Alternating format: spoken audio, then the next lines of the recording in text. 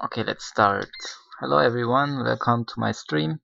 Today we're gonna work on voxel editing. Yesterday I already started with the um, groundwork for today's stream, which is this selection mode. So basically I want to be able to select a group of voxels and then manipulate them as a group. Currently I'm just selecting, I can only select one voxel at a time, but as you can see I am displaying an axis coordinate system here, and I can select one of these axes, and I'm planning to use this to extend the selection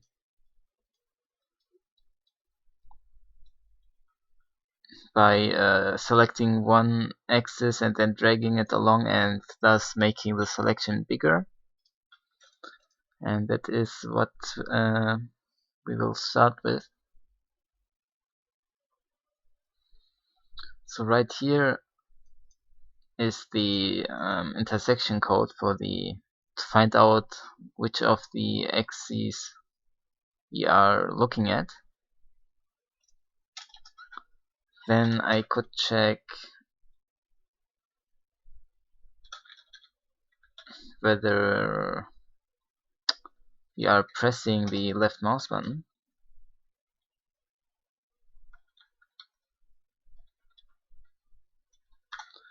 And if we actually we are interested whether we are holding the left mouse button down.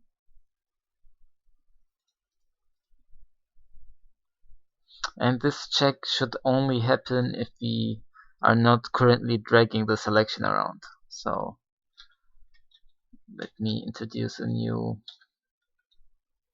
variable here that keeps track of whether we are dragging or not.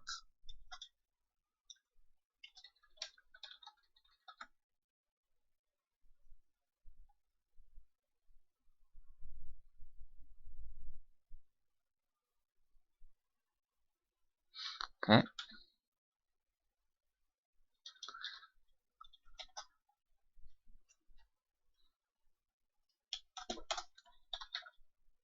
So this should be only if we are not currently dragging. Are we gonna test this? And if the left mouse button is not,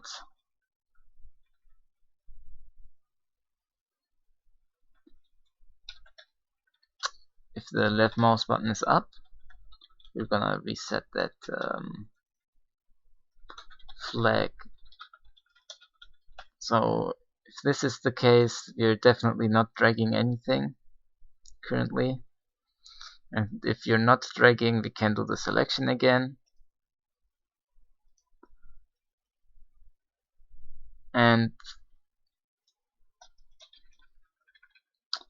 once we're looking at a particular axis, so it's not none,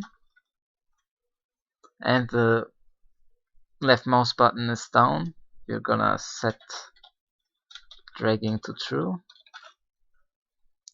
and then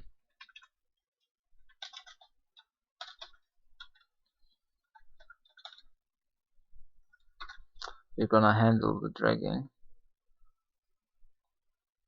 I guess I could do that here.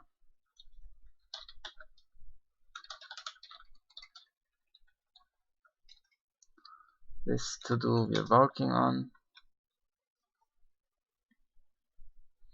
Okay, to implement this dragging, I think we will need to have ray plane intersection. We need to find the intersection point of a 2D plane and 3D space and a 3D brain.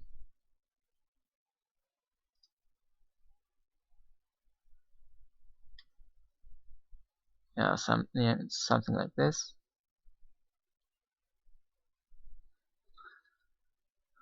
plane.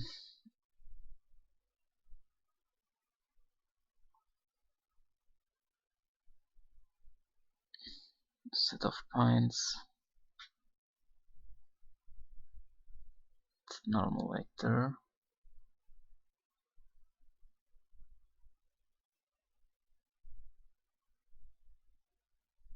Okay, so any point that is whose dot product with the normal is 0 is on the plane, basically. That's what this means. The vector equation for a line is this, okay.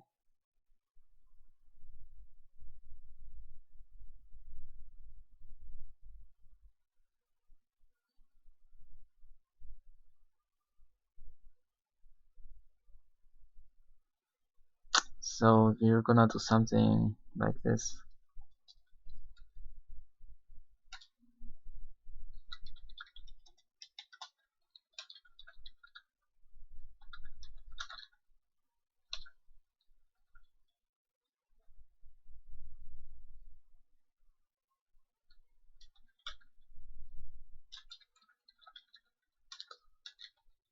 So our array is composed of an origin and its direction, and the plane is composed of let's see, we actually only need the origin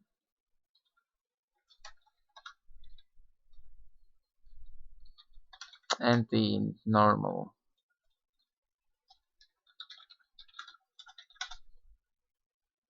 And this should be enough.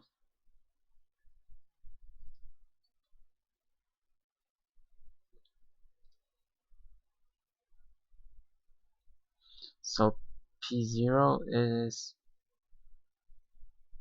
the plane origin, L0 and L is the direction, okay. L0 is the origin of the line or array. Okay. And you're gonna output a t value.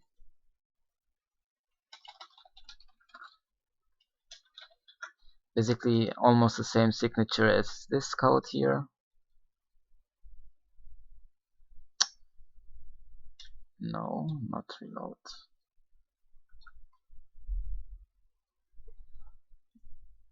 Let's see, let me close Dropbox. Okay.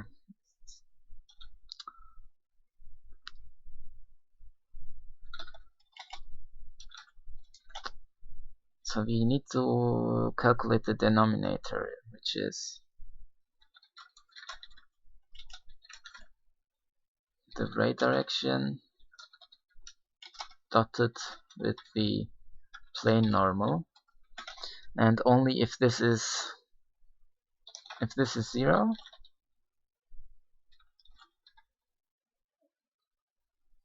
we know that t is also 0. Basically the ray is co-planar with the plane, and we're gonna return true. And if it's non-zero, we can actually calculate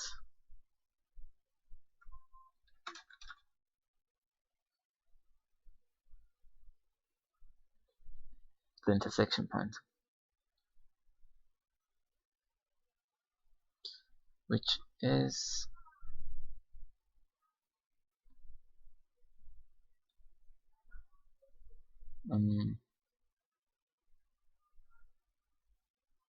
actually I would need to check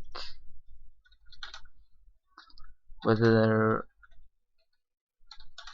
ray origin is on the plane, since if that's not true, we're not completely on the plane. So we need to distinguish between these two cases, where there is no intersection and there is a whole line of intersections. But actually we're only interested in this case. maybe I just say false for now here, and also don't care about this. Okay, so the t-value for the intersection is this thing here. We know the denominator already. It's not 0 since we handled that case. So we need to get the relative origins, which is this here, this thing.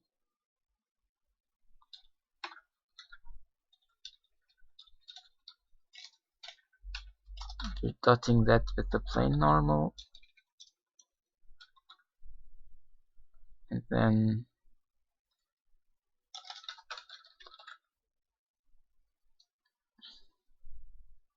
here the difference of the origins, and then dot the plane normal over the denominator,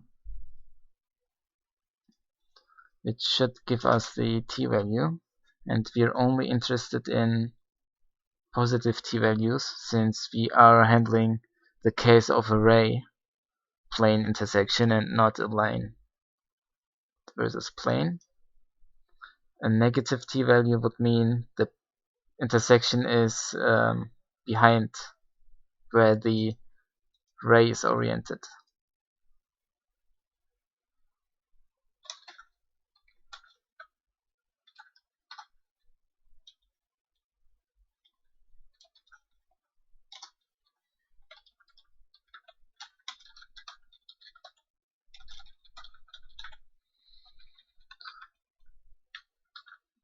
Like this.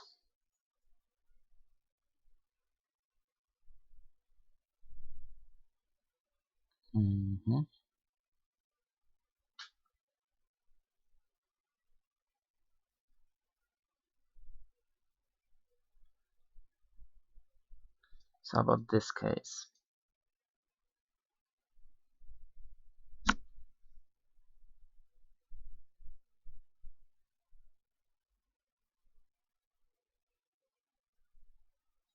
I guess we're gonna do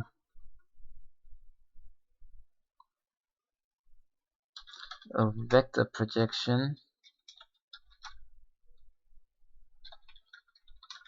onto the normal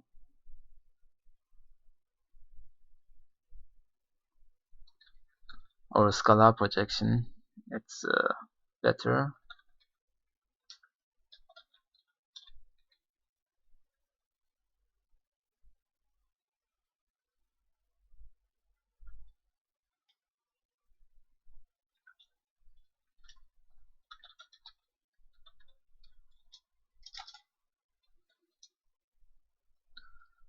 So the difference of the origins dotted with the plane normal, which gives us something. So we have a plane and a ray. Let's say it's oriented like this to the upper right in 3D, which is not so easy to draw. This is the plane normal, and we're gonna check what the projection, the scalar projection of the origin is to this normal, and if this value is within a certain threshold, we're gonna say that it actually is intersecting. So if it's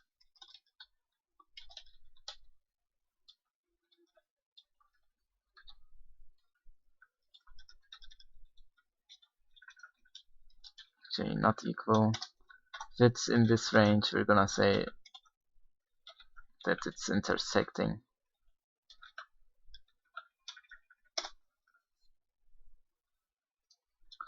I guess I don't need to be that lenient.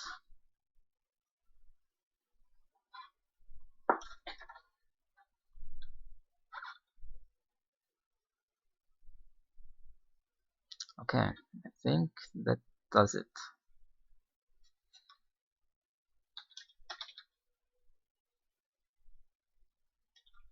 Now in the selection mode we can switch on the axis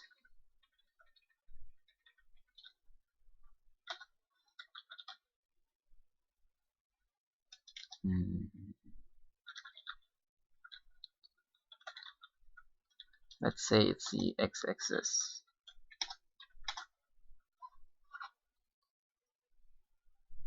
So for now, if we want to project on the x-axis, we will consider the plane as the zx plane, and the normal for that plane is the y-axis.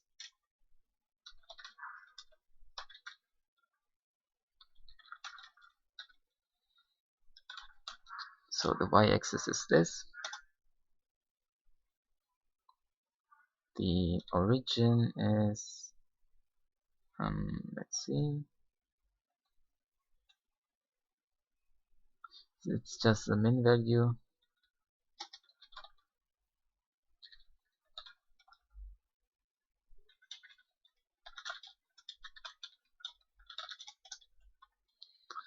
It's the min value of the x-axis.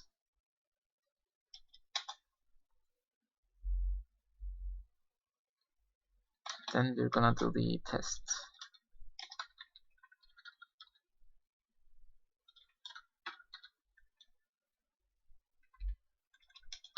Actually, I can do this here.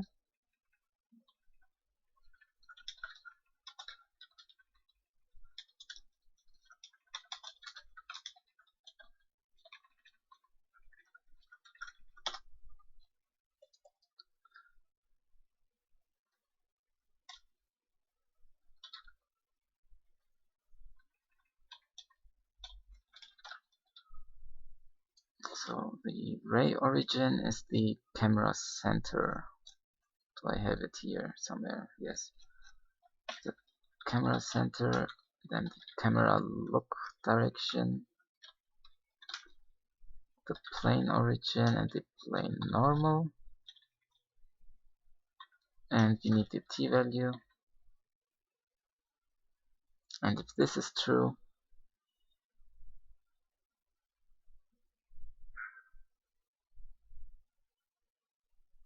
we will get the intersection point, which is the camera center plus the camera look direction times t.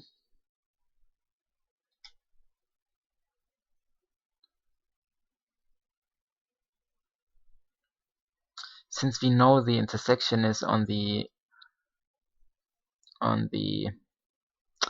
xz plane, we know it's two-dimensional in this plane, and I can just take the x value to then know how far to move the selection in the x direction.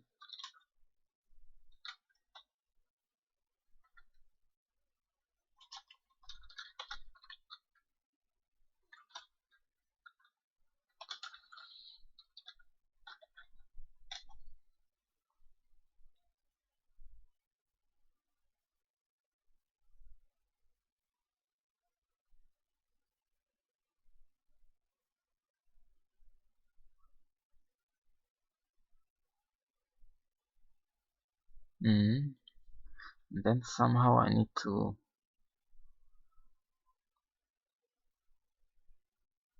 change the selection. Okay, let me first draw the selection, since I'm not doing that actually at the moment. So we're gonna draw the selection first and then the axis.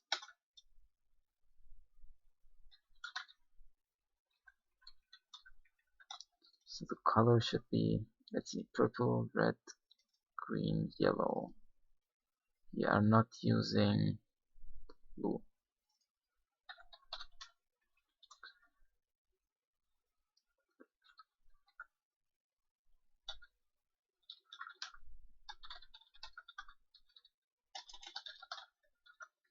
So this is the selection grid.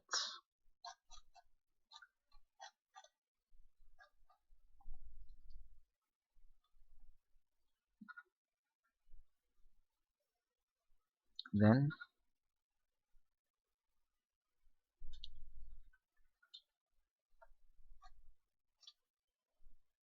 let's see, where do I calculate the selection grid? Here it is.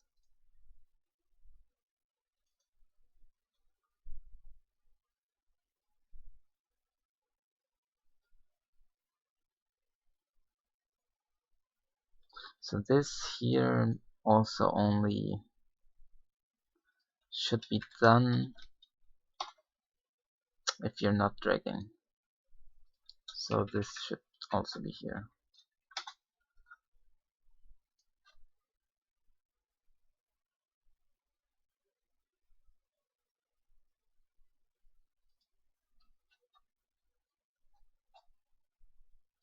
Okay, we're just gonna get the x index from the x position, which is just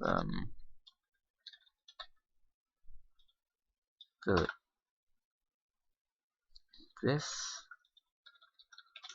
float and then turned into an index.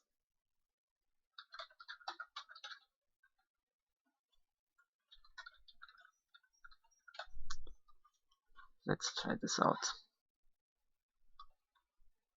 Okay, there are a couple of bugs here. Into const char.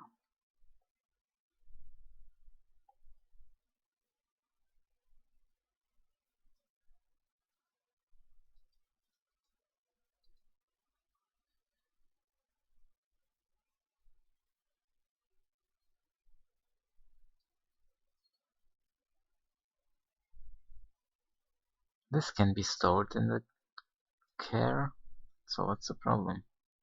It's 255.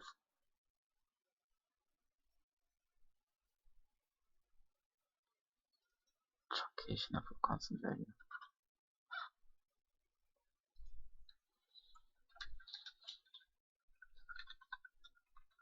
It's fine.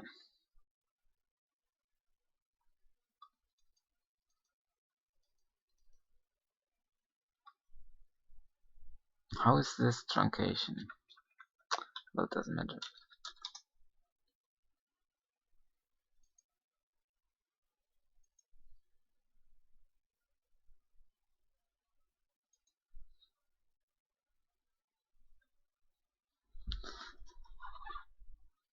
The selection world is not a member of.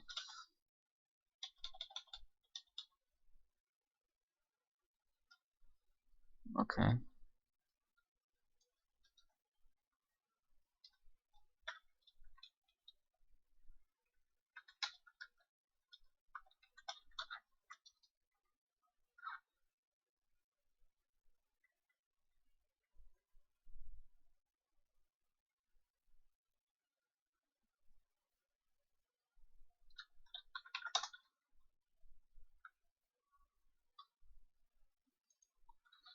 Okay, how do I get rid of these bugs?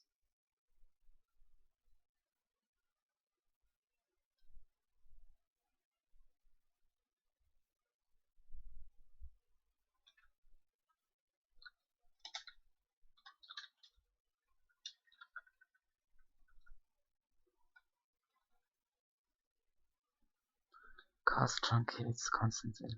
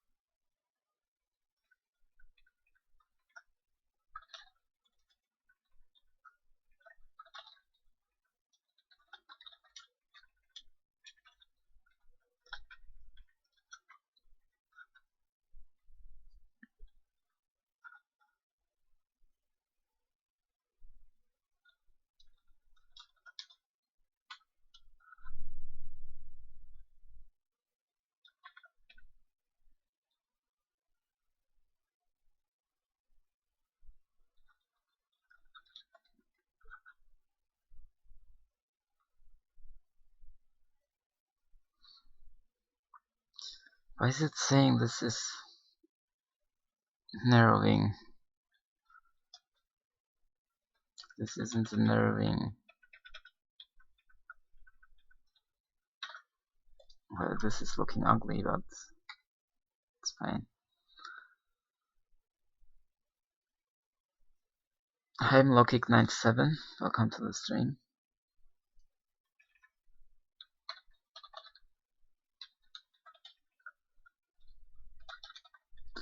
So I want it to treat these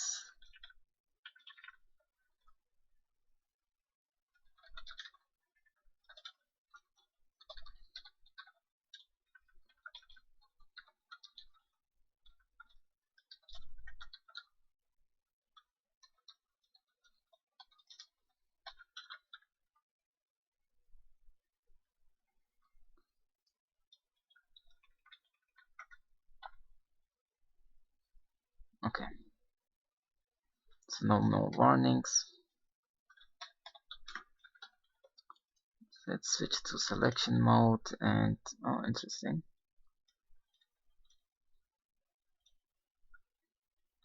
Am I rendering the?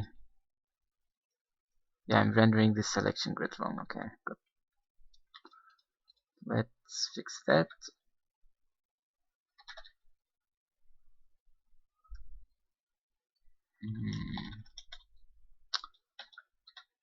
Process selection mode. There it is. So this code, I need to get that out of there.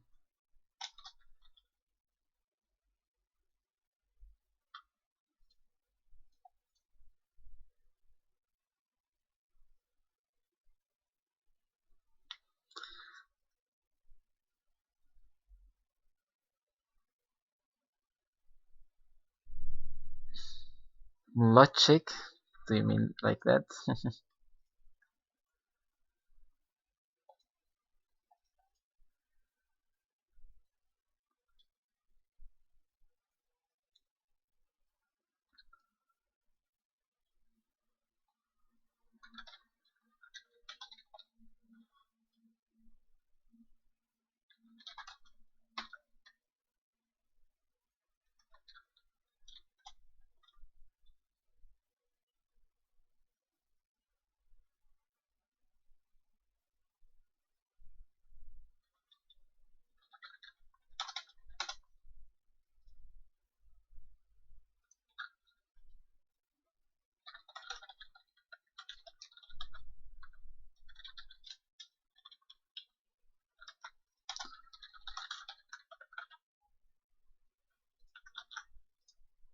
So this thing should now be doing the right thing. Returning its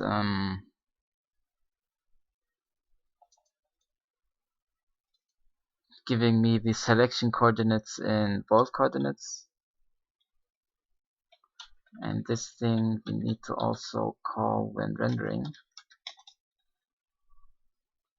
which is right here.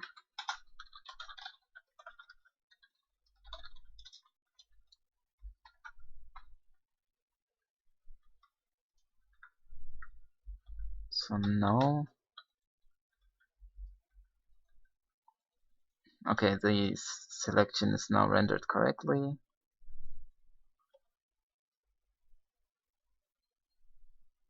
And I can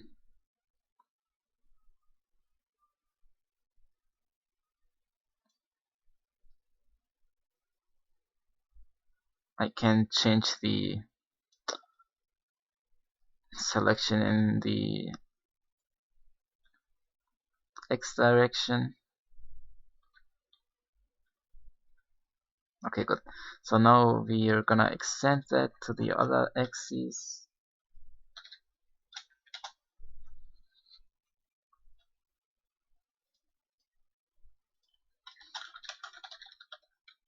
So if the selected axis is the y-axis, the plane normal, in that case we're gonna say it's the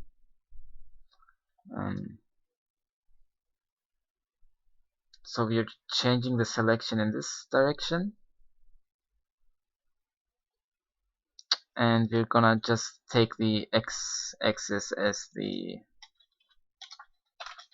plane normal. Plane origin is this value in this case.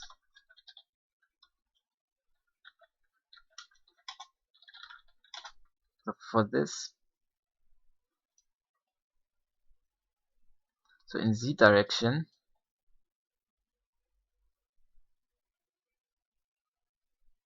I can just take the x-axis again, I guess.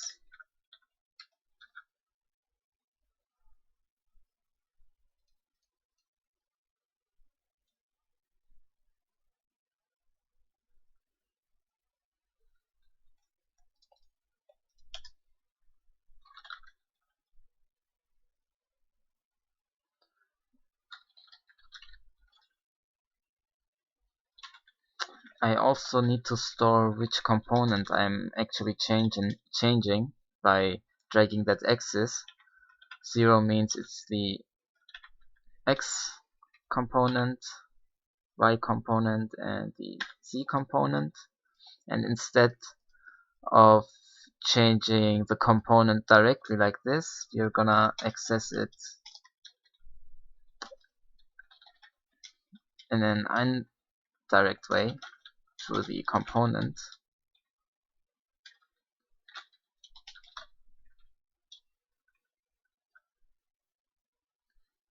I guess I also need the scale.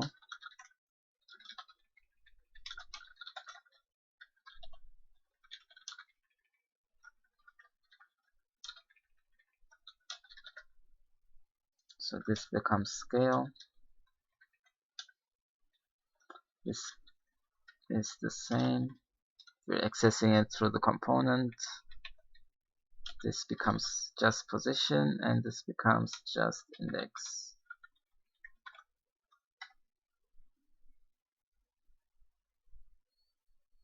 And now I should be able to change this selection in all directions. So X is already working. Okay, Y didn't work that great. It's going up to infinity.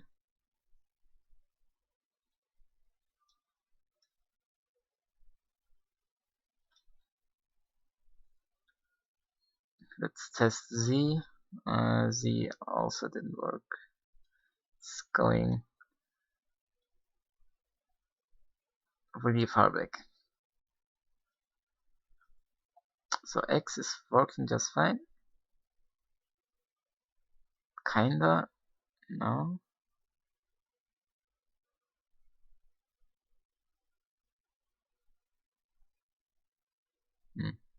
Why is me looking up and down changing the... From here it's working perfectly when I'm above the plane. But if I'm below the plane,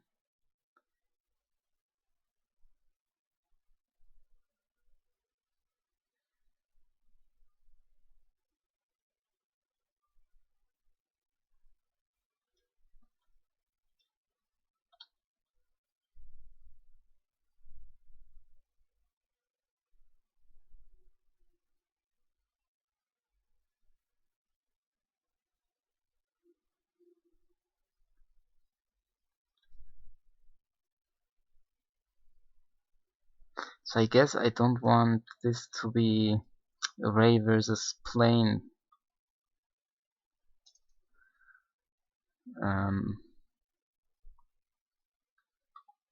intersection. I want it to be the closest point of two lines.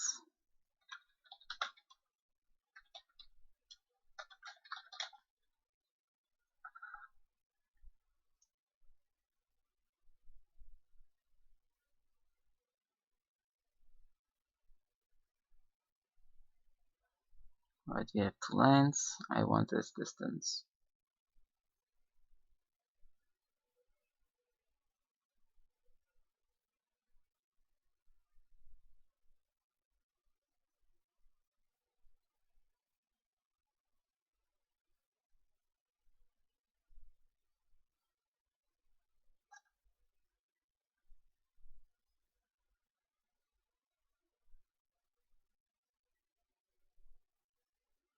So we get two values.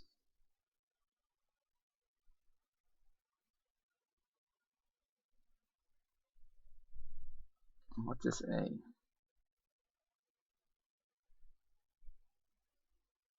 Oh, these are the dot products, okay.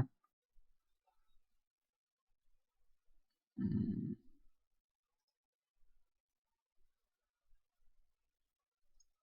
Where's my Dropbox?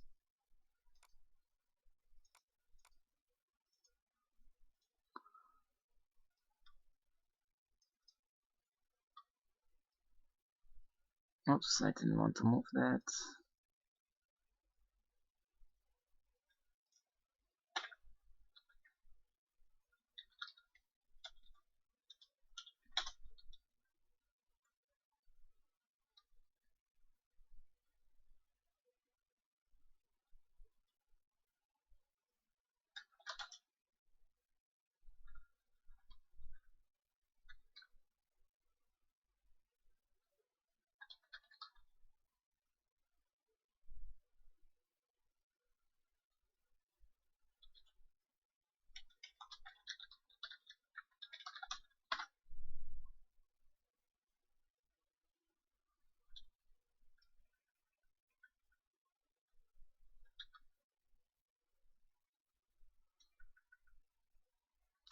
Hmm. I get 2 points, but how do I call this? The best way, closest point on.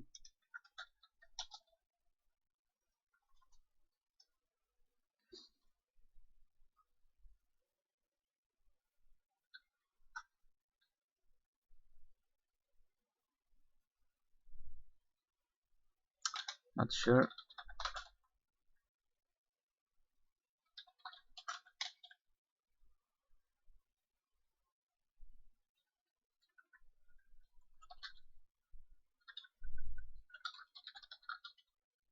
Shortest line between lines, I guess.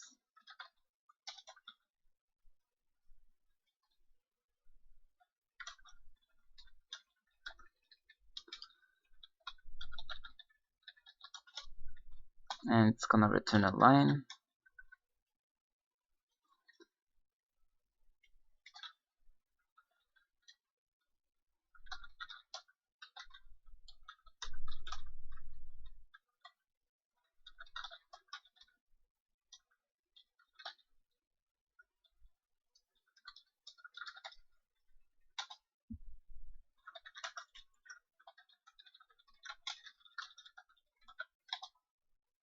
So we have 2 lines, and we're solving for this equation. U being the first line, the direction of the first line, and V being the direction of the second line.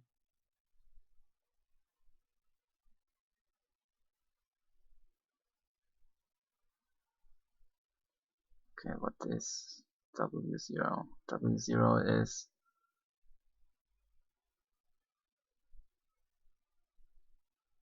the difference of the origins. Okay.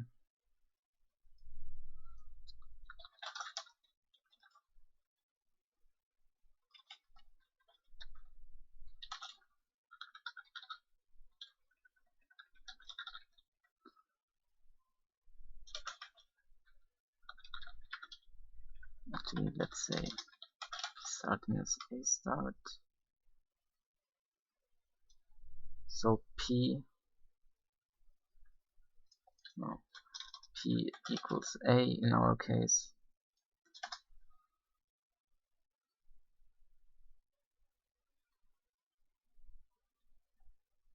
Then we need the dot products.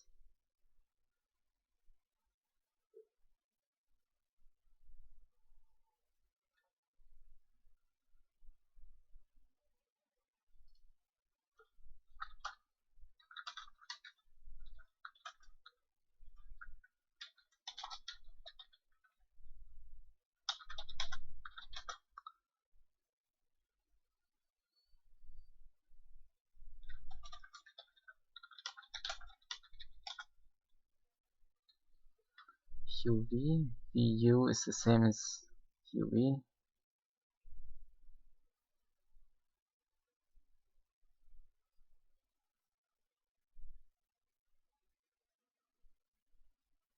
Yeah. Then we need QV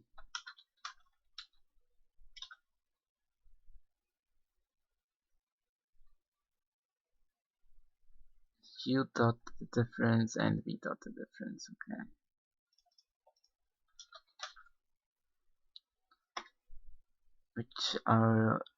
Which is the projection onto A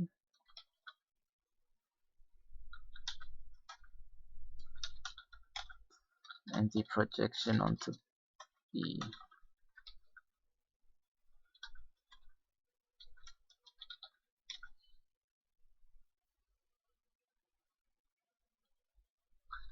And I think I don't want to return a line, and instead I want to return the t-values.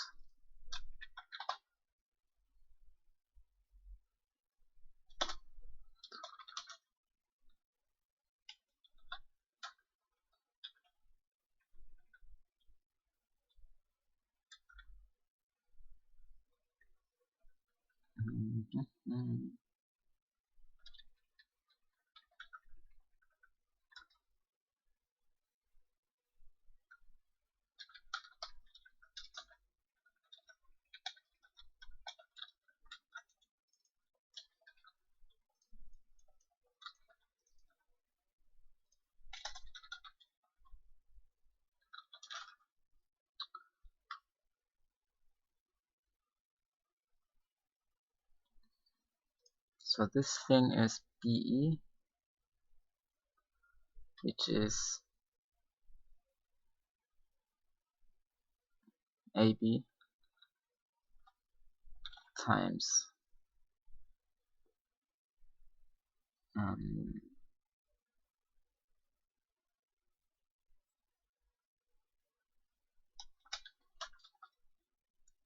this minus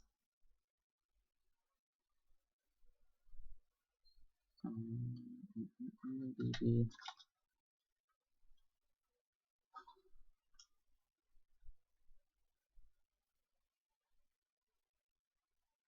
is a projection of A divided by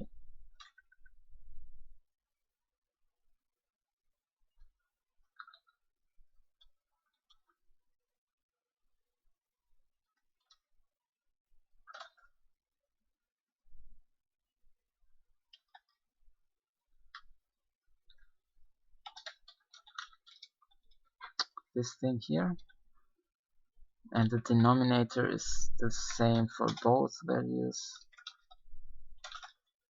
So we're gonna do this and then multiply.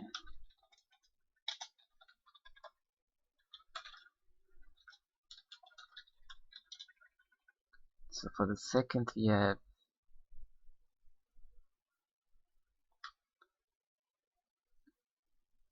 what was U again? U was A dear, so AA times C, they say it's this guy.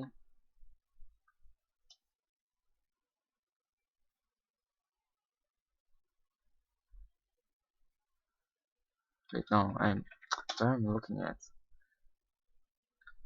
AA times E is the projection of B, this guy, minus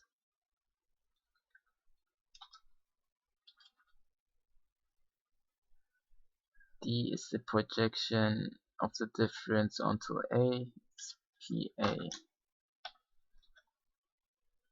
Okay, this way we get the shortest line between two lines. Let's try this out. Instead of intersecting the plane with the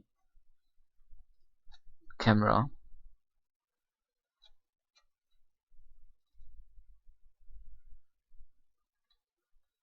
So this was the first option, it didn't work out that well.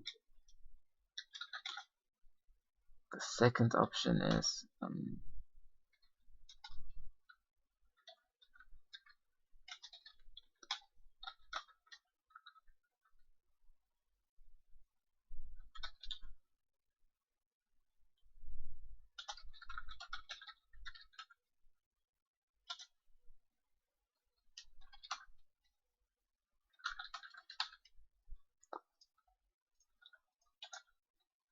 it's gonna look somewhat similar, but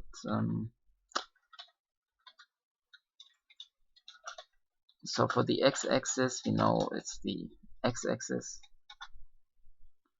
The origin stays the same. Component is the same. The scale can also stay. So we only need to change these two values.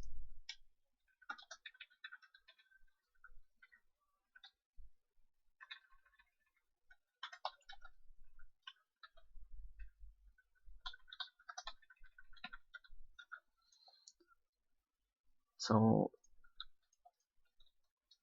now that we have that, you can calculate the shortest points.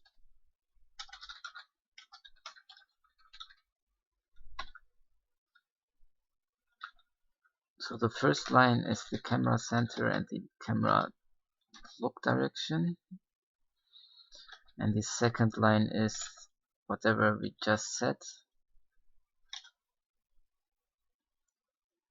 This gives us two t values, but we are only interested in the t value for this axis,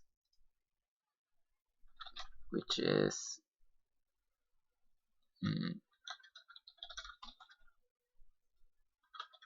the origin of the axis plus the axis direction times the second t value. You're only interested in one component of that result,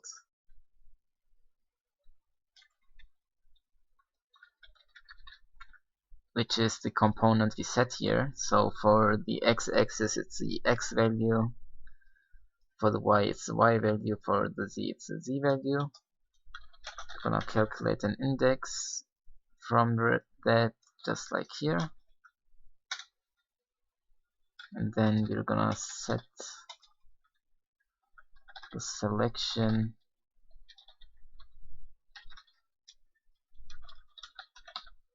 component just like this.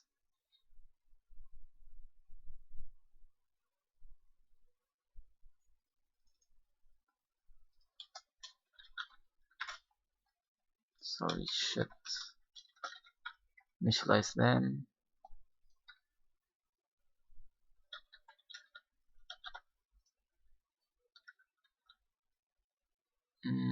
This didn't really work out, sadly.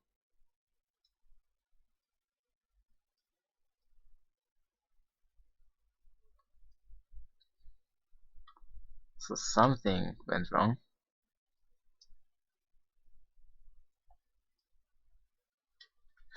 Okay, only one option. We're gonna step over the code.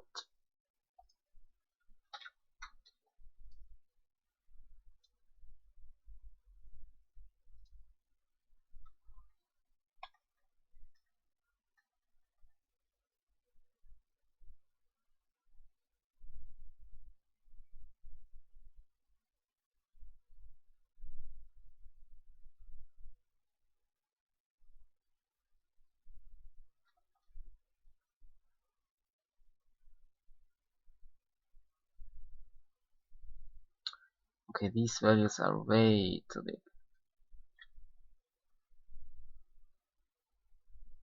So I guess I did something wrong here.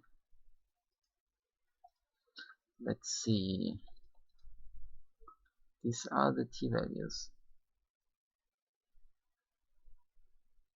Yeah, that's looking fine.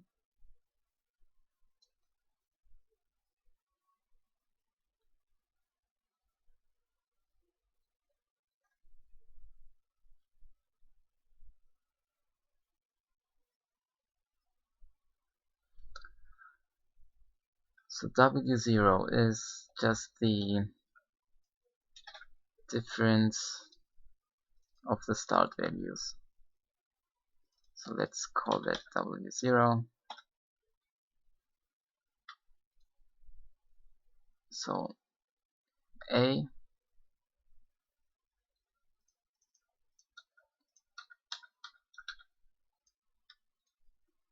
B is A dot B direction, A direction, B direction. So we're gonna use the same variable names as this formula, so we can make sure that we're actually calculating the right thing. C is E direction dotted with itself. D is the A direction dotted with W0.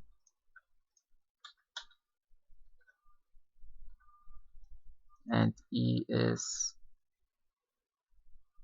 oh, there's the problem. This should have been B direction dotted with the difference of the stat values. Okay, so we have BE minus CD over AC minus B squared. That's correct. The second one is AE minus BD over, alright, I think no, it should be correct. So there was a typo there. I guess I should undo the name changes.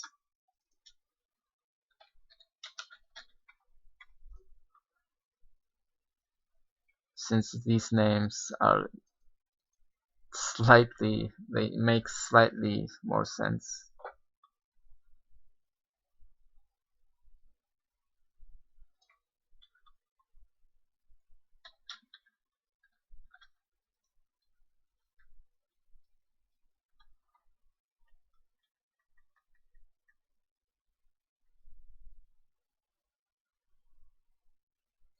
This value makes way more sense now.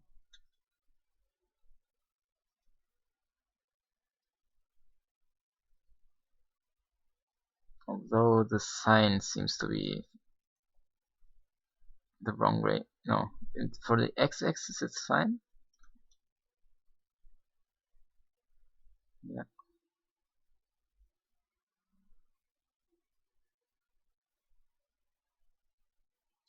So for the z-axis is also fine.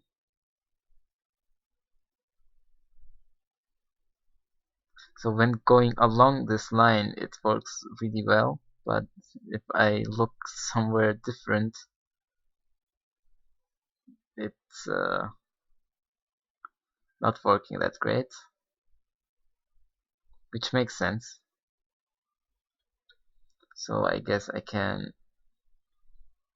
go along like this, and then yeah, I think this works fine. But for the y-axis, it's yeah, we need to flip that,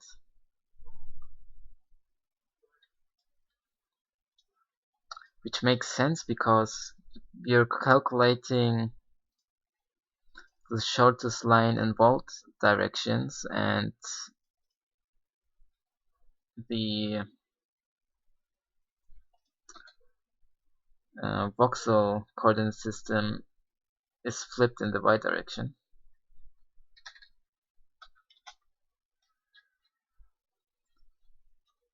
So down here,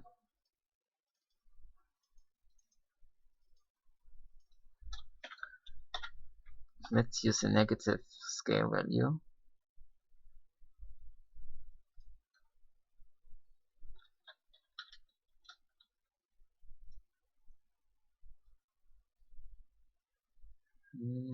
Now it's offset really weirdly, since we are scaling negatively. You also need to offset it.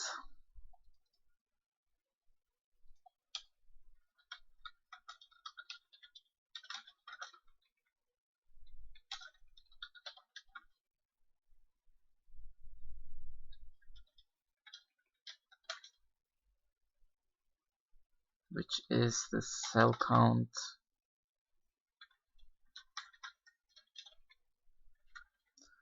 You need to offset this by this much.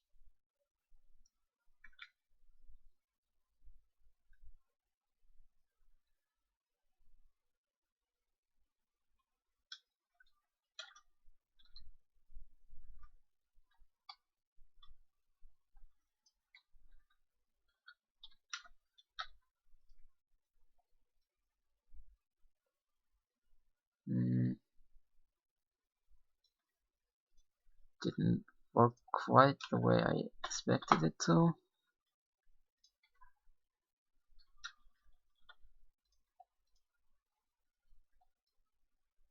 Okay, there it is.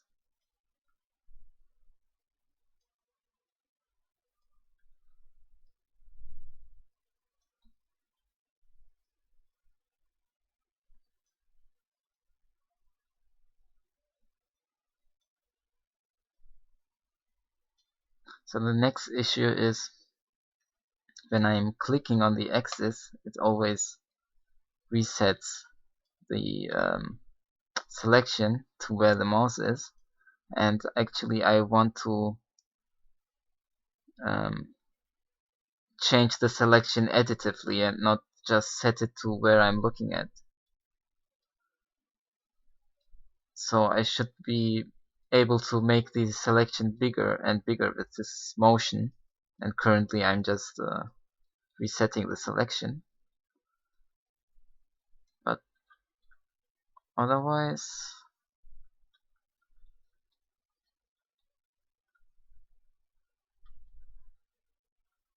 interesting.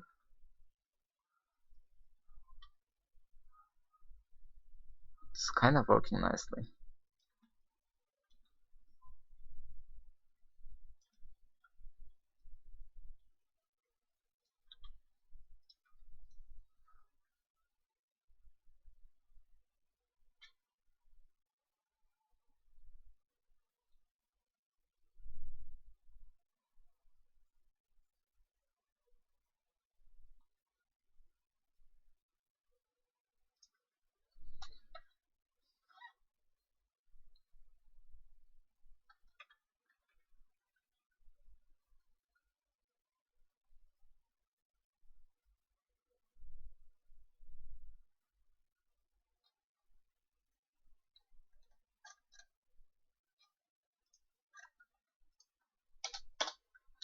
So this is working nicely. We're gonna keep this version, and I need to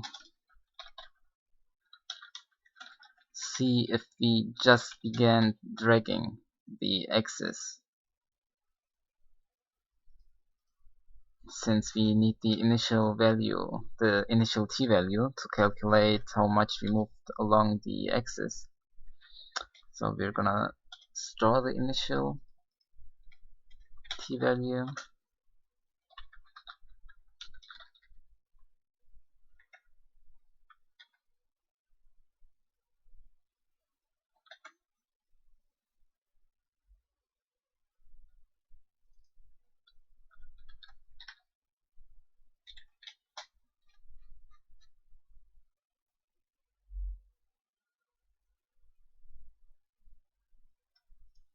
So if we weren't dragging the frame before, we just began dragging this frame, we're gonna set the initial dragging value, which is this value, and if we already were dragging the frame before, only then we're gonna calculate this value, which is how much we moved away from the initial t value.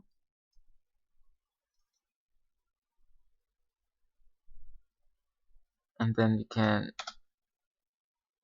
just calculate the plus here. And then we're gonna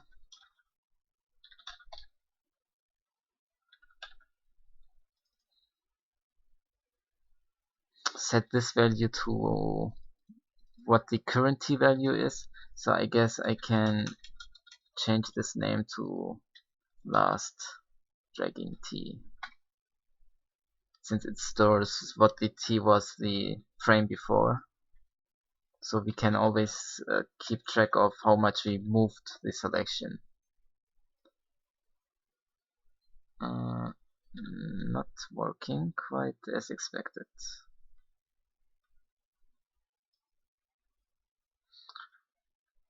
So we're gonna step through here.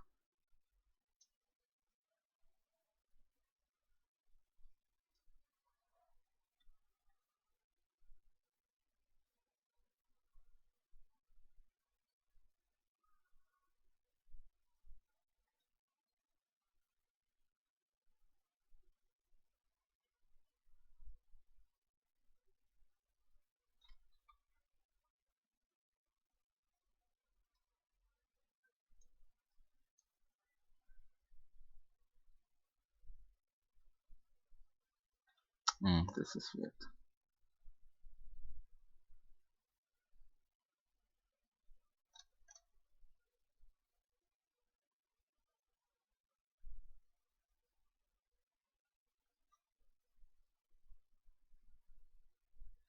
These two values should be the same value. For some reason they aren't, since when I'm just clicking, I haven't moved the mouse at all, and they are differing.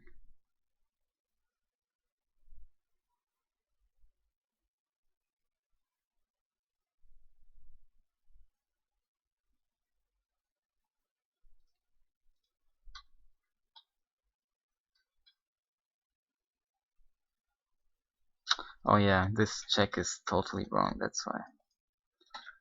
So was dragging, or this should say started dragging.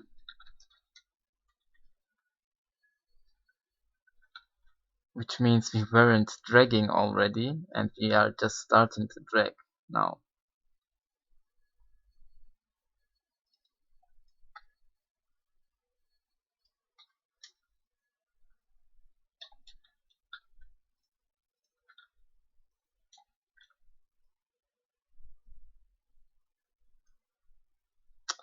Still,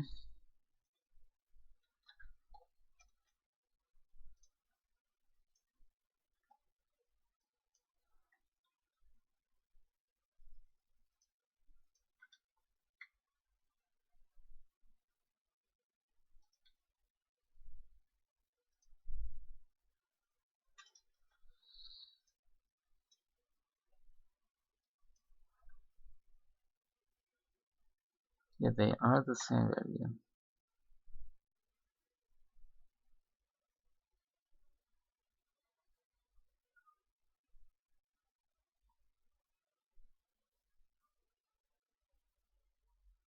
So we're getting the axis origin.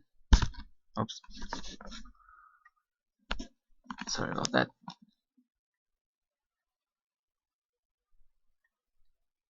Then we're calculating. Oh, okay. Don't need the origin here.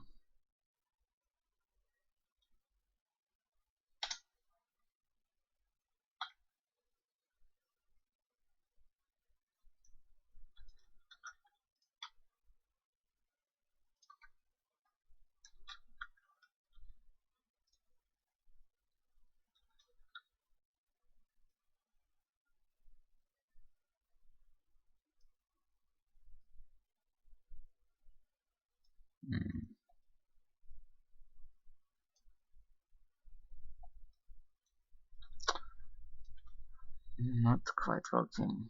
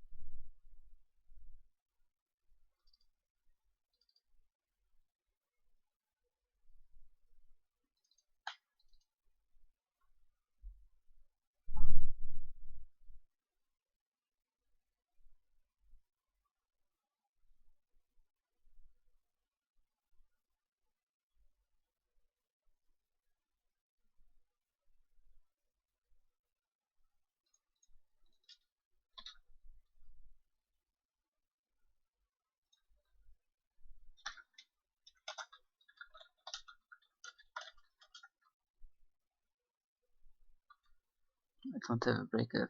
Okay. Utility. Actually, not utility. Here.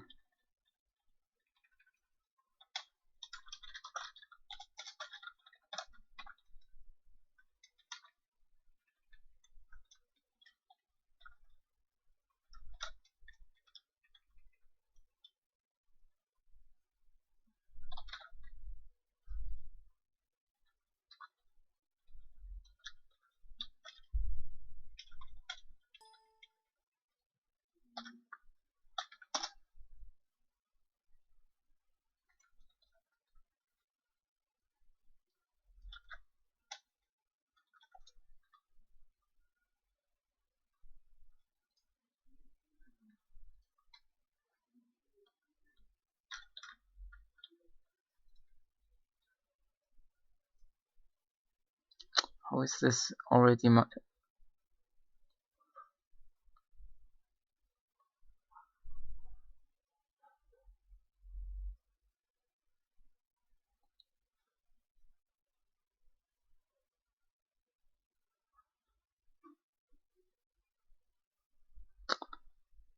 This is not quite right.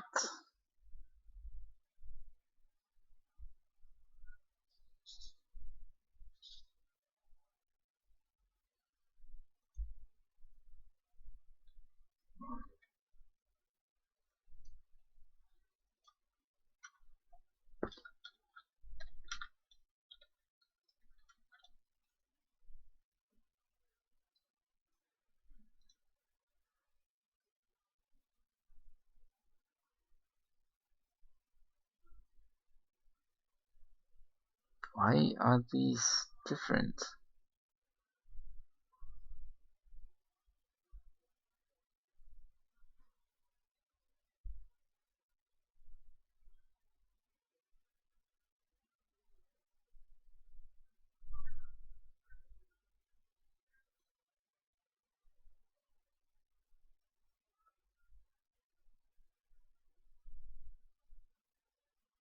Since when I'm clicking, I'm not moving the mouse at all, so both of them should be almost 0.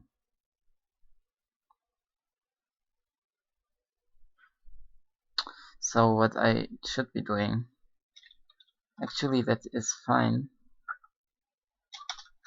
What I should be doing is I shouldn't be calculating the index like this.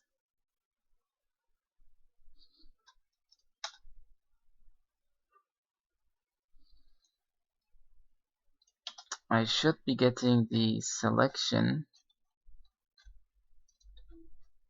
in the world coordinates, which is this thing.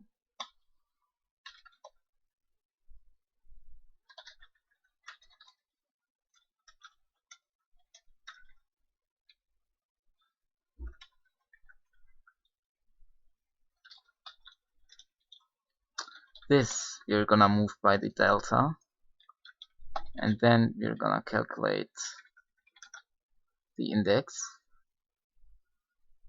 and then we're gonna set it equal to that index.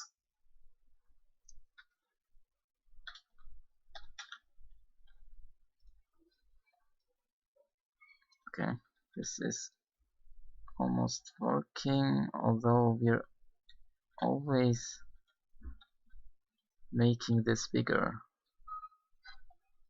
even if I move the mouse to the left.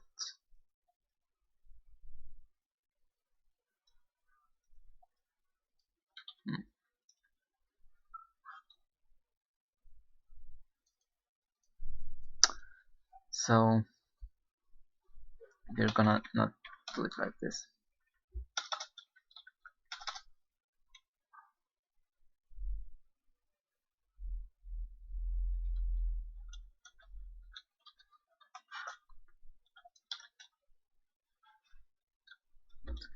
We're gonna store whatever the last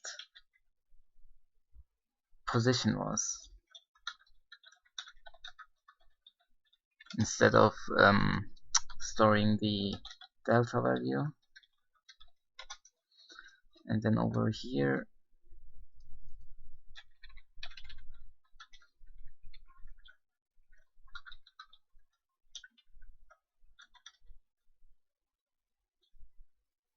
like this,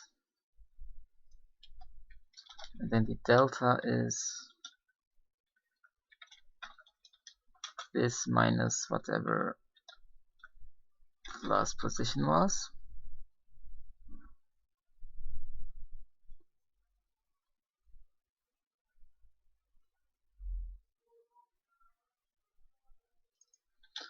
And then we're gonna update the last position with the new one.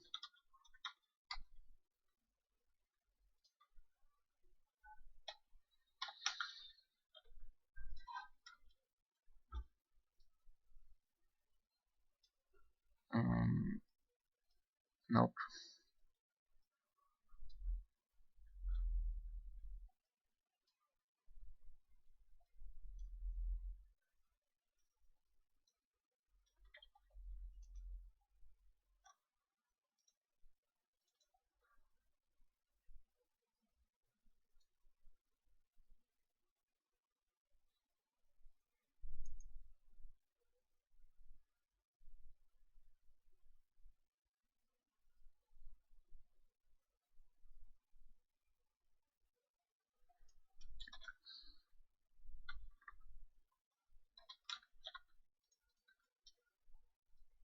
So if I'm not moving the mouse, it stays still. That is correct. But me moving this mouse even a little already changes the index. That is not correct.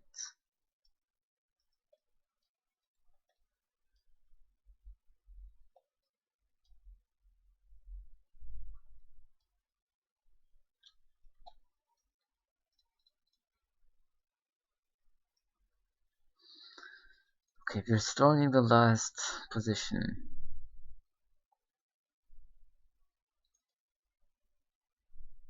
Then we calculate how much we moved since last frame. That is what delta is.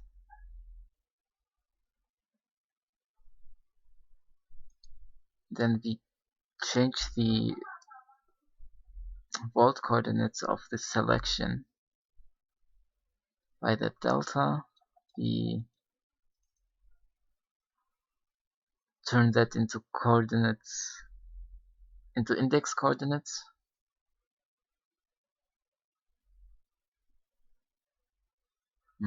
This should be working. I don't see the error.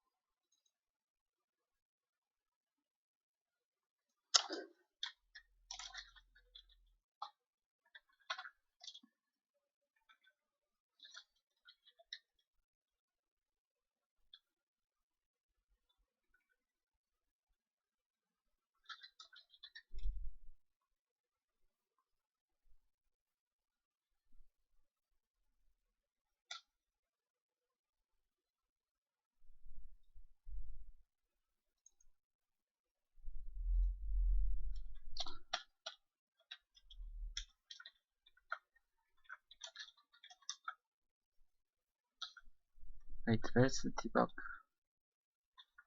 Mesh stream, yeah. Debug mesh stream. If you're just gonna visualize the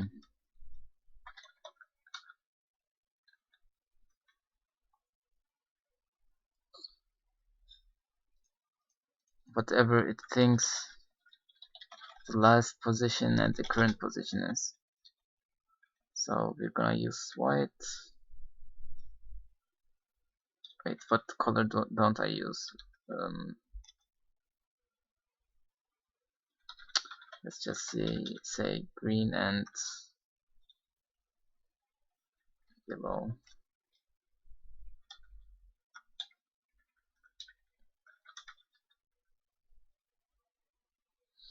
And these need to be points. Okay, this compiles, but I don't think I'm rendering this anywhere.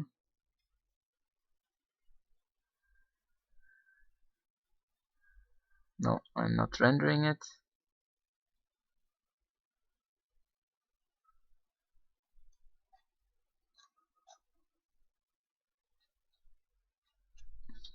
Do I clear the debug somewhere? No, I don't either. Okay.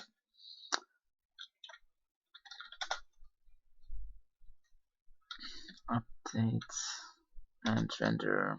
Right here at the beginning, we're gonna clear the debug stream. And at the end, we're gonna render the debug stream.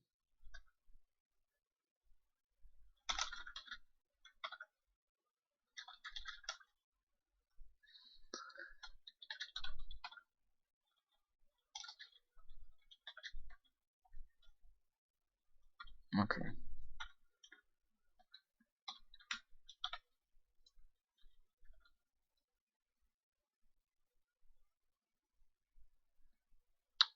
These are the correct positions. As you can see, they are right on top of each other, with the difference being really small. The yellow one and the green point are right on top of each other. So the delta should be always really small, but for some reason it's moving the thing along a lot.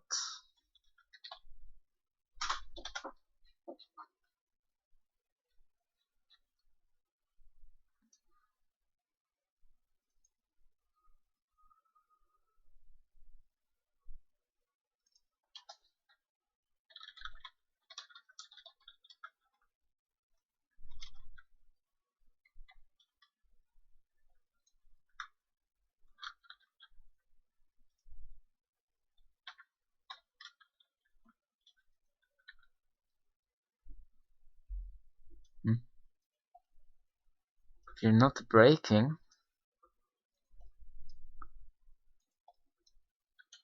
so the delta is actually really small.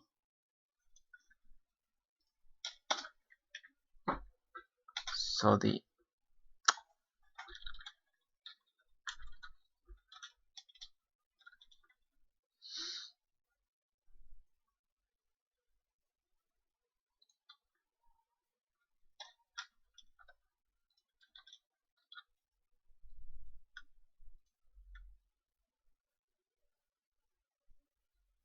oh no, that's fine. Let's check.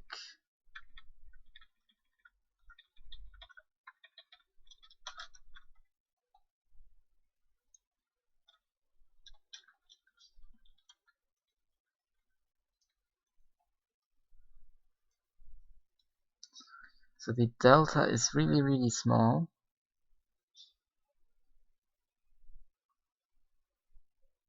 The previous x position was 3 and now it's saying 2.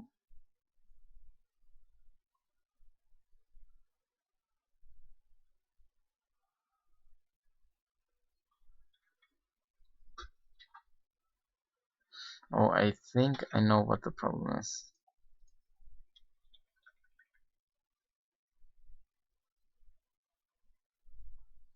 So the problem here is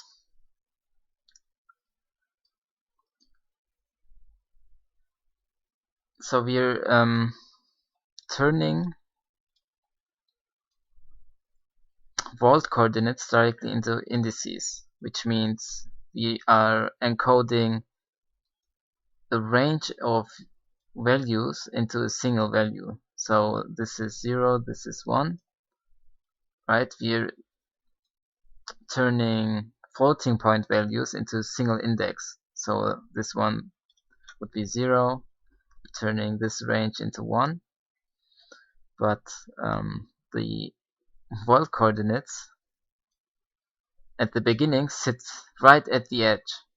And if the delta is even a little bit negative, it's gonna jump the selection over to this index, and at the next iteration the vault coordinates will be at this edge, and again the smallest delta will then um, change the index.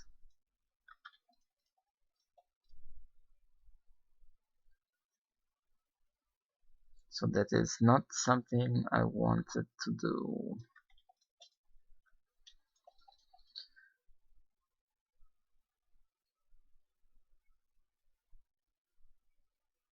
So instead of recalculating the vault coordinates of the selection each frame based on the index, you're only gonna calculate it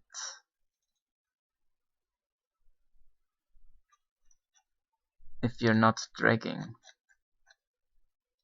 So we're gonna store the vault coordinates.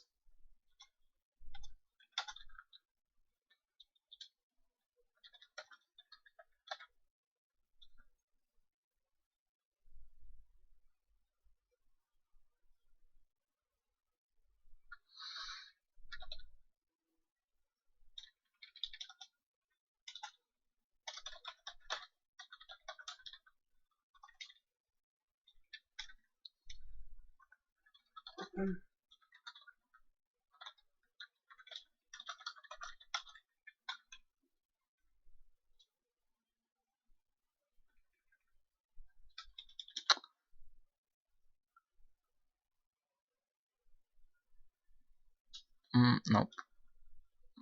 I'm gonna leave this as it is.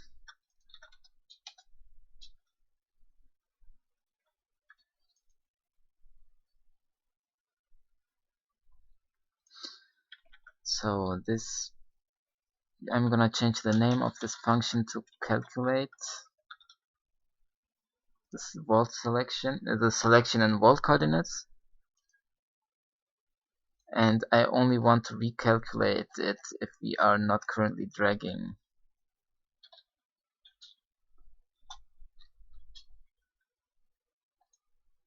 So this here needs to go in here,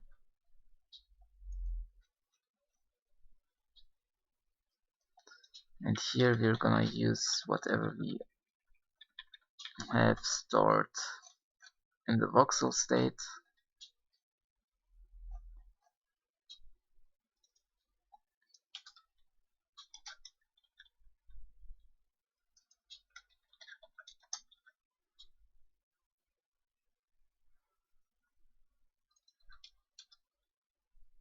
Yeah, and the rendering will always calculate this selection.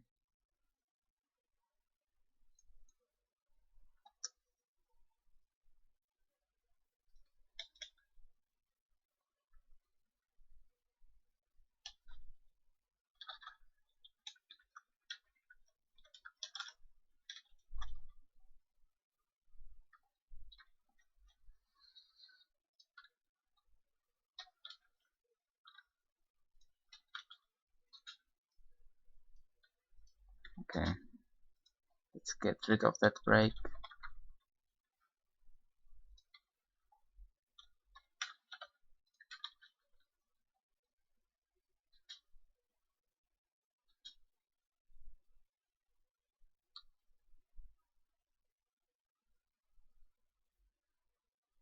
Okay, this seems to be doing what I wanted it to do.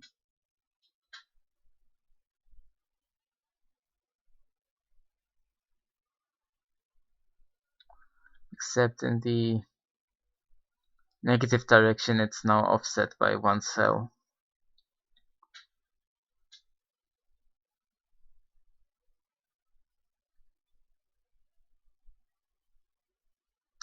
I think I know why that is. Okay, now I can make this selection bigger with this motion instead of resetting the cell position.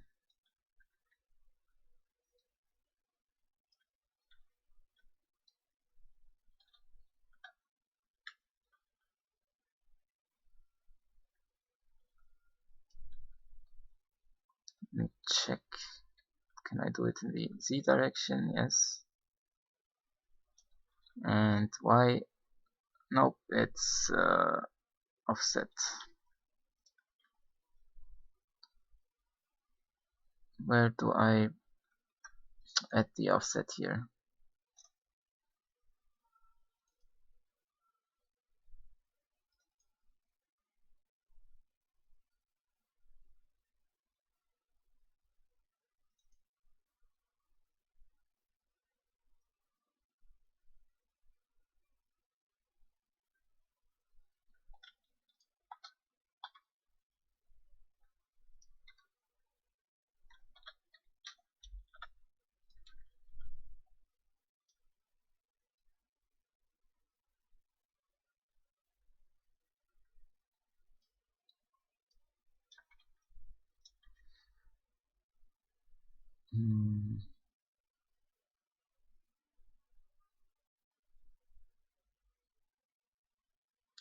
Right, I need to...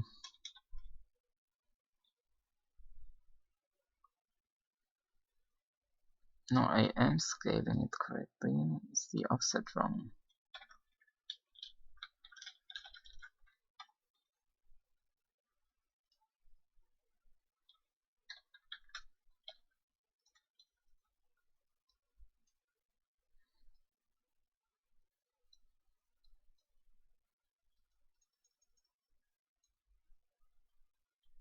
So it thinks no motion at all is this position. So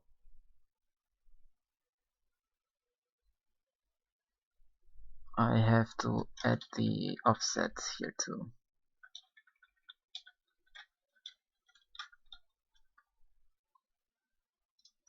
So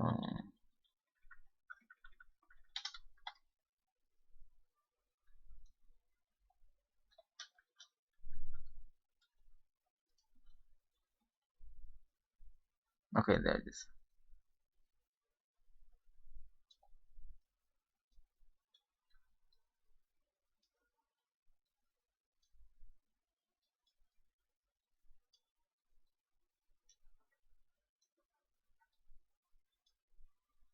Okay, now no motion resets it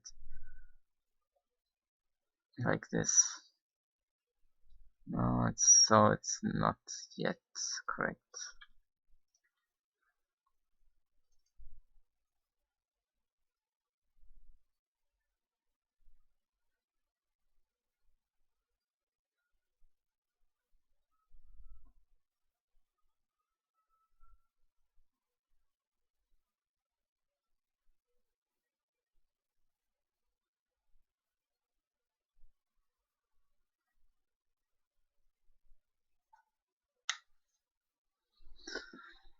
It should be correct.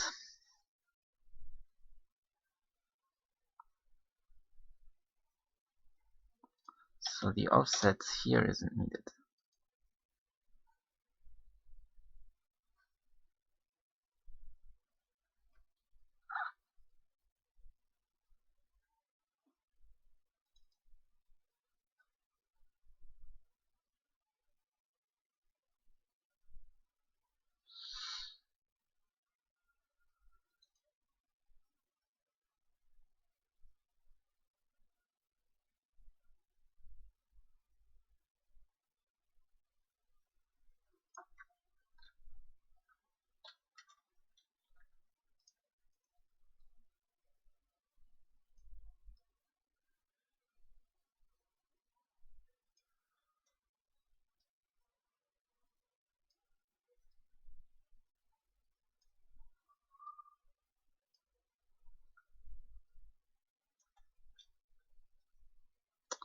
No. Why is it changing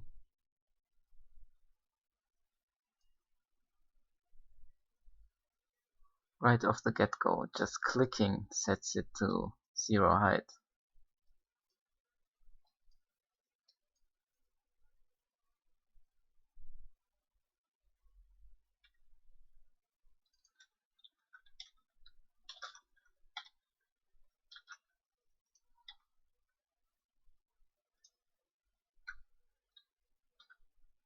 Might be because it's offset by 1.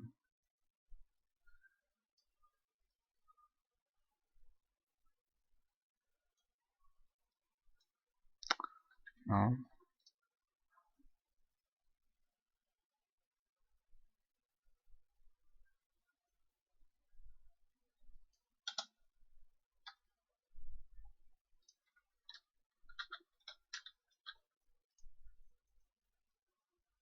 Oh, there it is. No.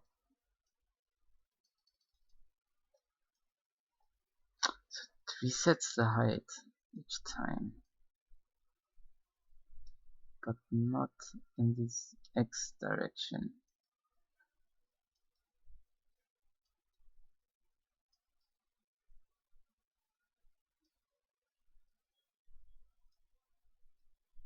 Or the Z direction.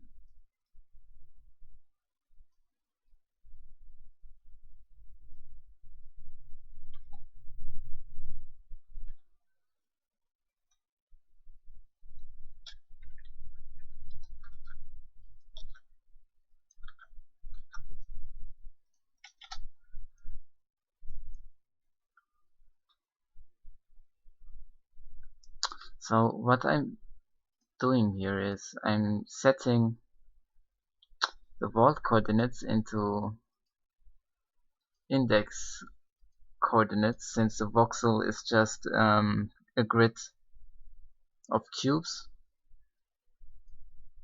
and it's indexed by integer indices,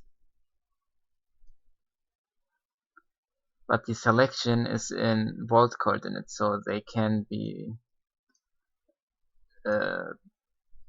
they can have floating point values.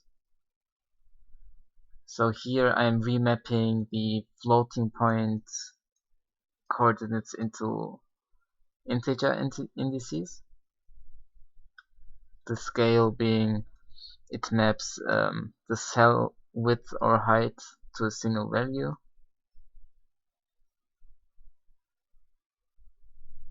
One cell is 16 units wide currently, so it's scaling that to 1, 0 to 1, and then reducing this into a single integer, which is 0. But one issue is the voxel specific coordinate system looks like this. The y-axis, the positive y-axis goes down, and the vault coordinates are like this, where the positive y-axis goes up. So that's why I need to do this flip. That's why the scale here is negative.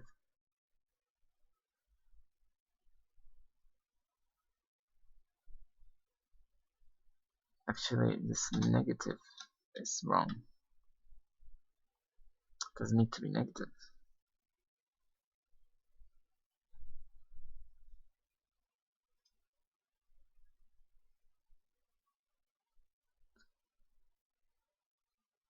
So the voxel grid is displayed like this in vault coordinates.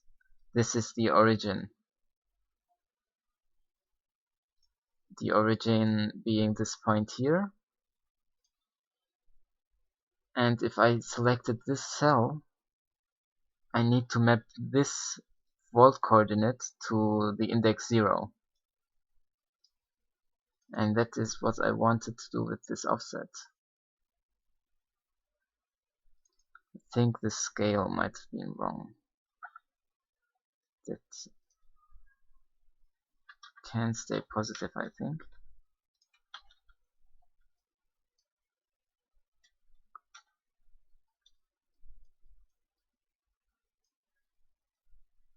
No, the scale was right with the negative. So me moving up now makes the selection smaller, and making this scale negative fixes that.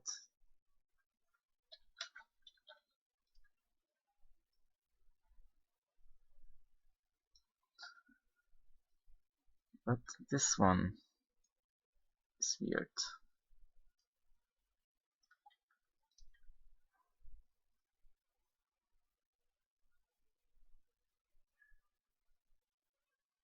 So with no movement, the delta is 0.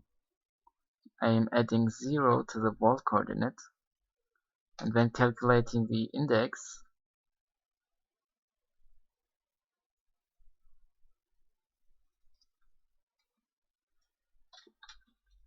it sets the thing to 0.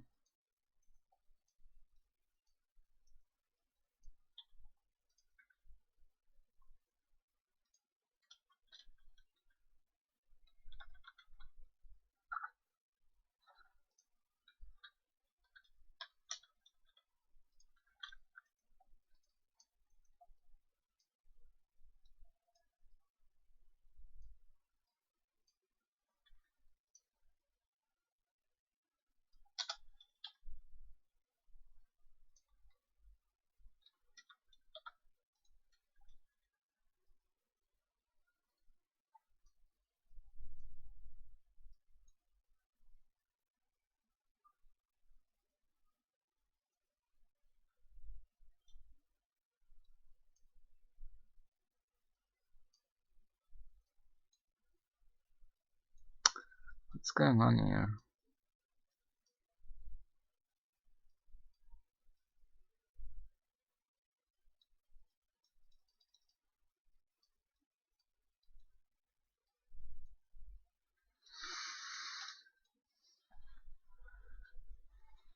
And coordinate systems.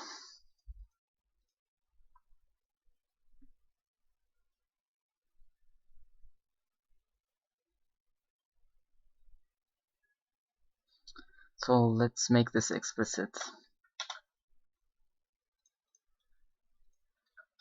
to the y-axis.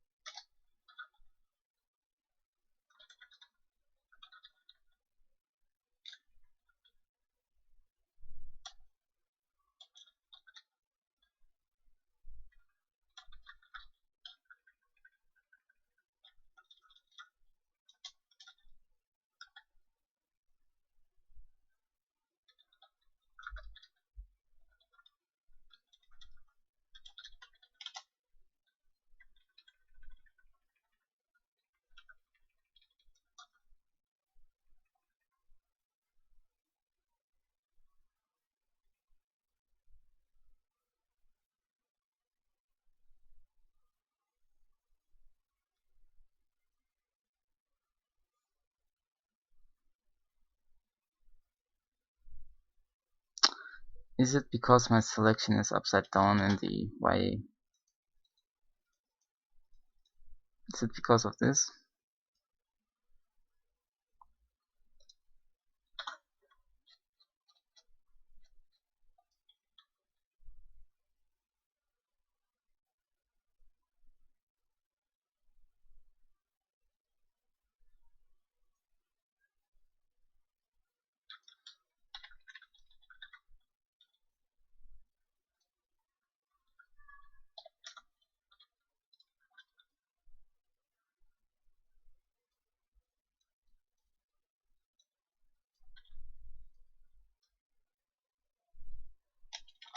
I think I fixed it.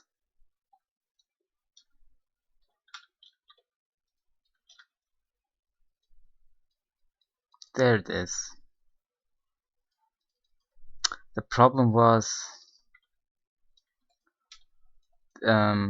what I was thinking was the minimum value of the selection, which is the in the coordinate system, if you have a cube,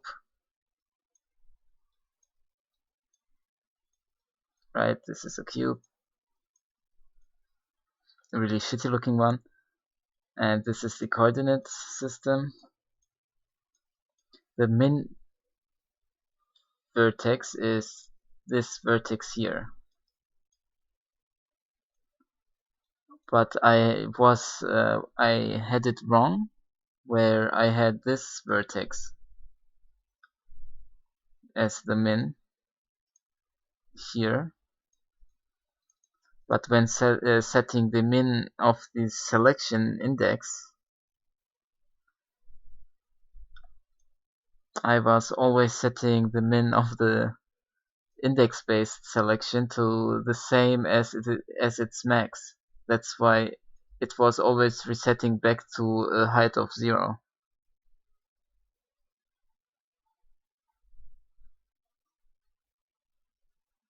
Since this value was mapped incorrectly.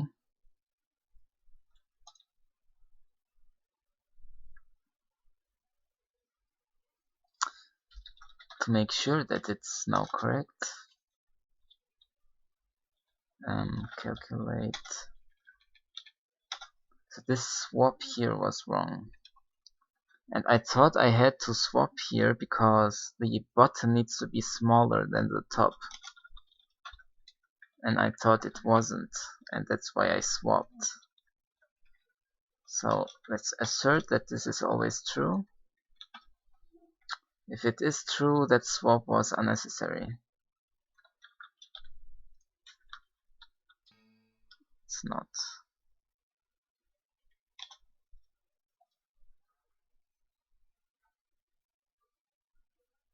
So the selection vault coordinates are upside down.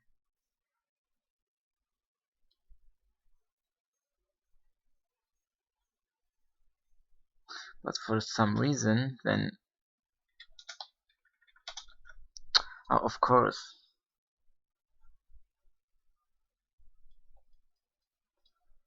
When I'm turning the selection to vault coordinates, I'm swapping the bottom and top. And then when turning them back into indices, I need to swap them again. So that was the problem here.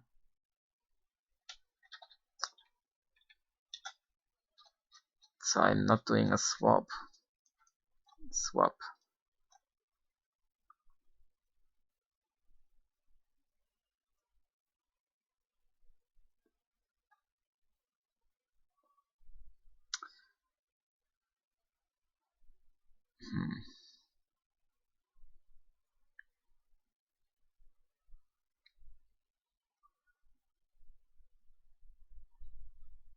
Okay, instead of the component here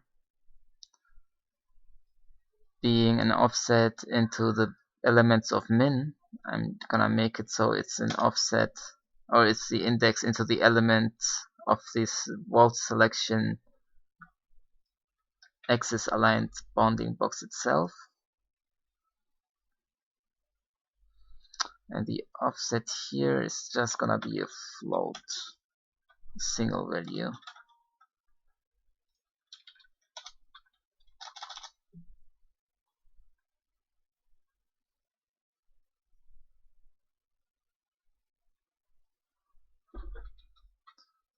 So 0 is correct.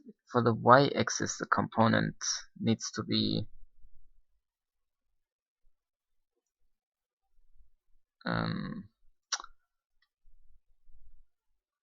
let's see, A, B, B. This one, it's 0, 1, 2, 3, 4. But this is correct.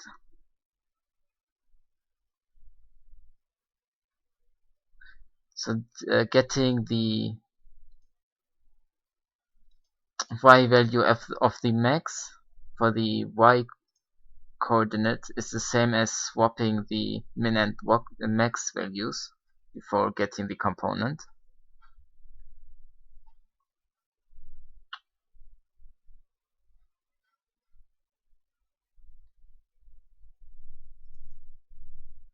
but then this doesn't work.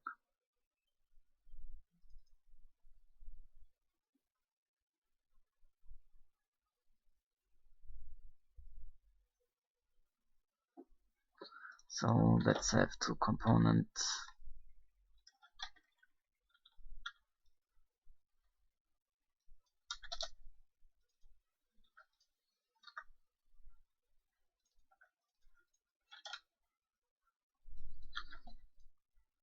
So for the x and y, these are the same. X and z, I mean. But for the y-axis, it needs to be like this. We take the y component from the delta and add that to the y component of the max of the axis aligned selection.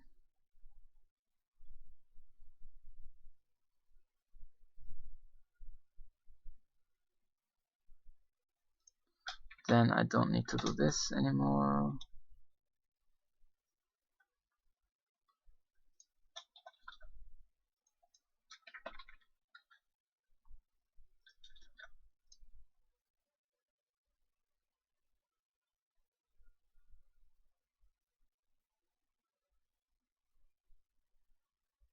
Okay, let's try it out. So x should be working as it is. It is. Z is also working as it is.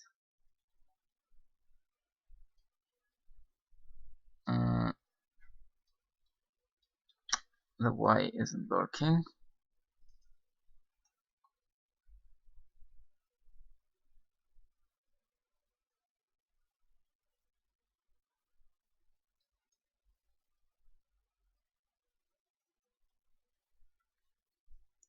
I don't understand.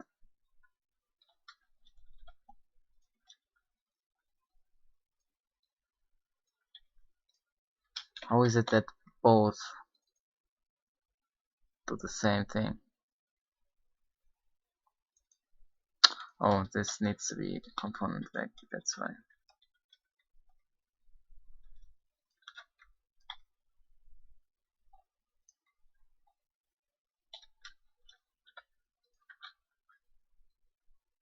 Okay, there it is.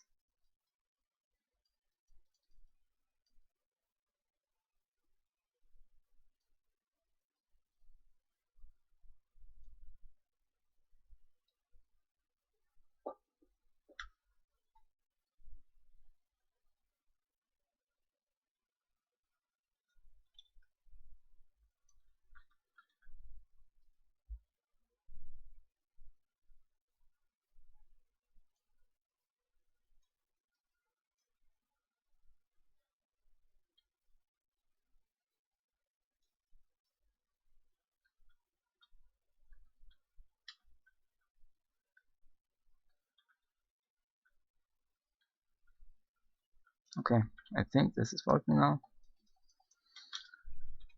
So let's get rid of these.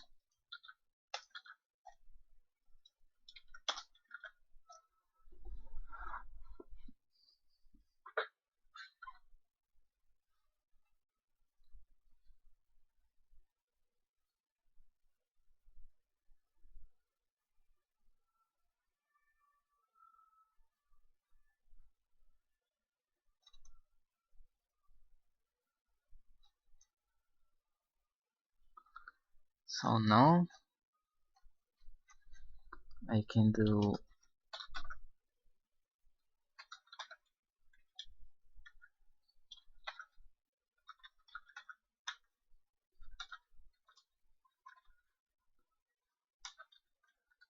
so let's say I press delete. I'm just gonna delete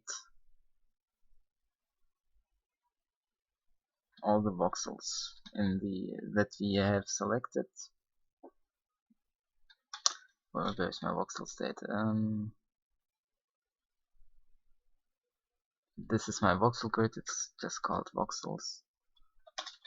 So we're gonna iterate like this.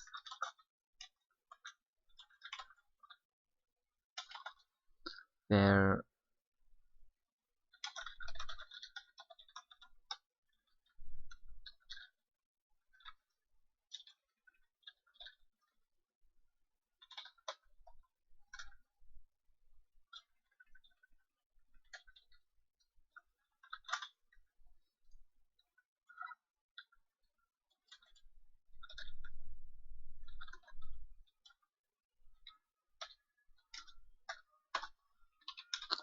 so Z, then the Y, which looks similar from the min to the max value,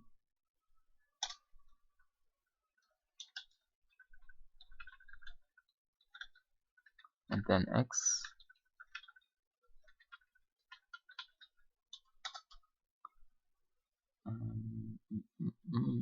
X,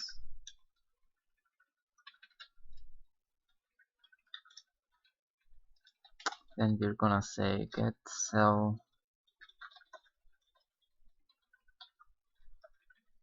X, Y, Z, and we're gonna set that to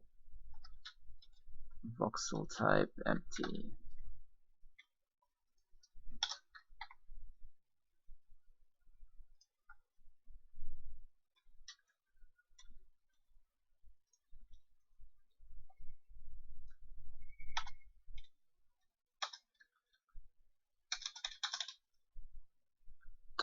Not quite working.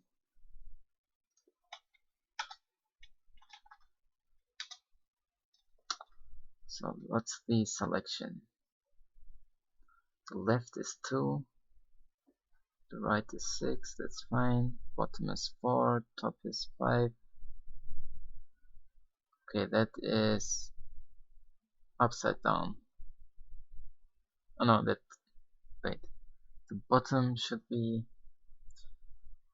bigger than the top.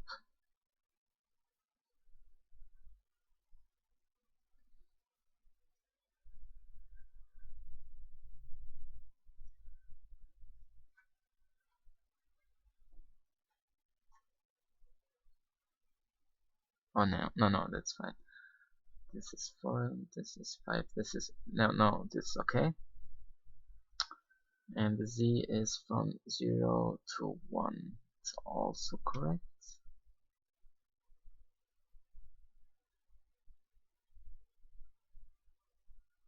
So Z is 0, Y is 4, X is 2.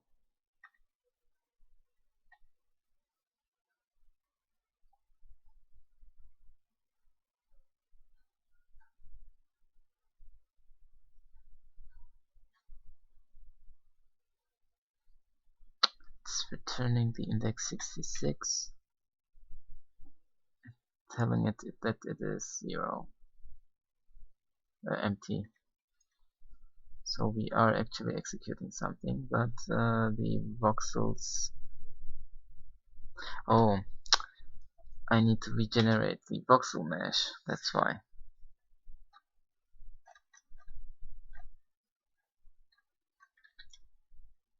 Where do I do that? Here.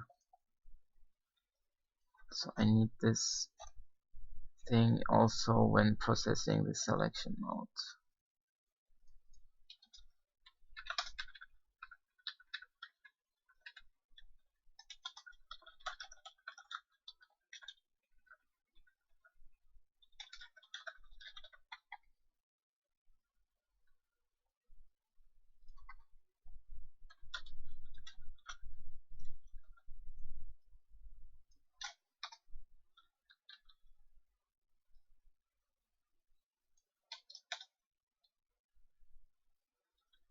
Okay, this seems to be working.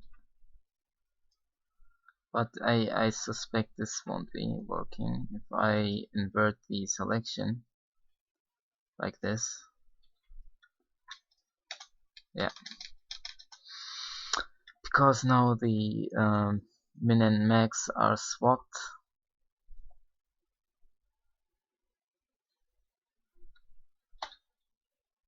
And this this check here doesn't hold anymore since the max is now smaller than min. So we always need to ensure that we get a valid selection even if the selection is inverted.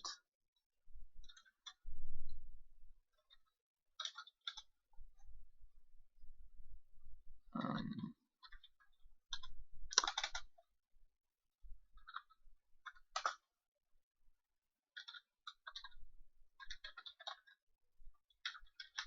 so we're gonna write a function that does that for us.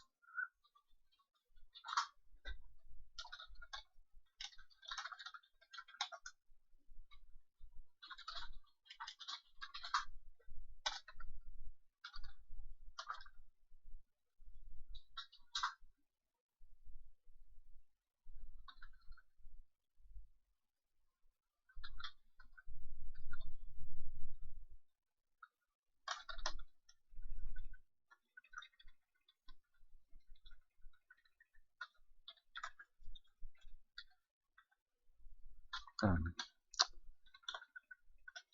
this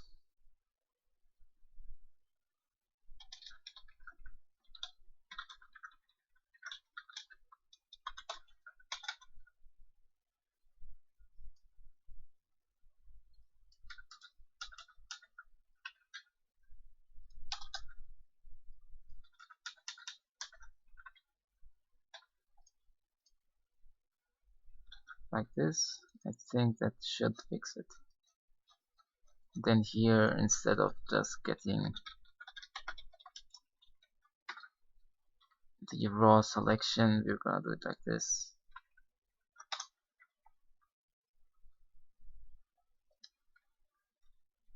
And hopefully that's gonna be enough.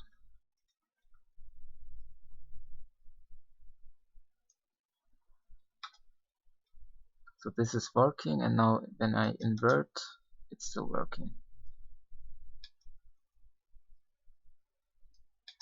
Yeah. So inverting in the x direction works, and let's invert in the z direction. There is no voxel there. Let's build one there.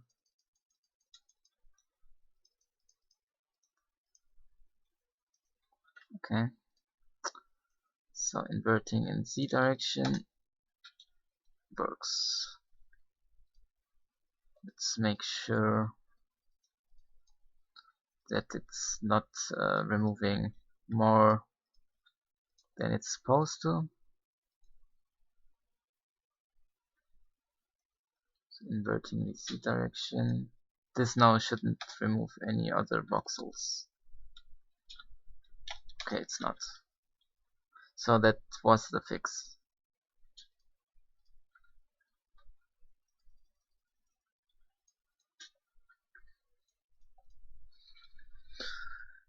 Let's try and remove a whole region.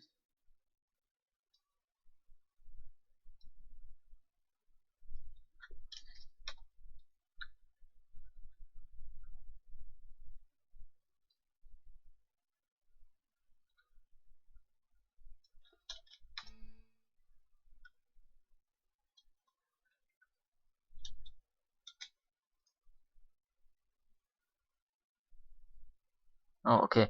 So selection can go outside the voxel grid. So this function should also make sure that these values are clamped within the range.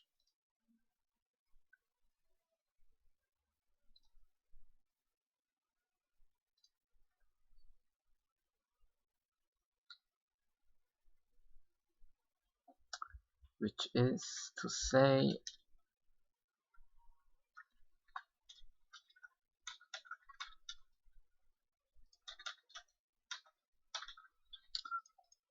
we're gonna take the min and the max like this.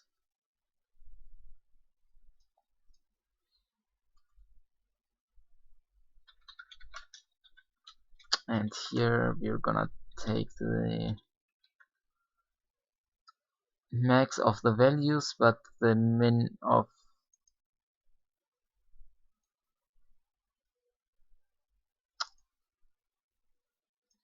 the grid size. And we're gonna do the same for these two.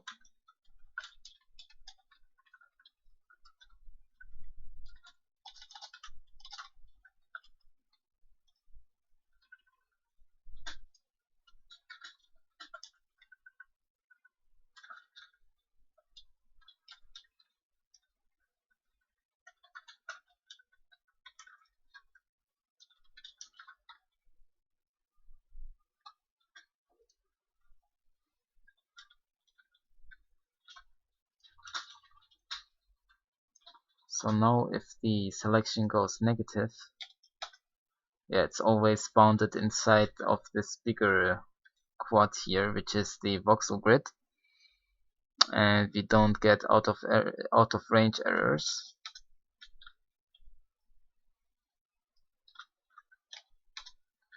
Okay, good.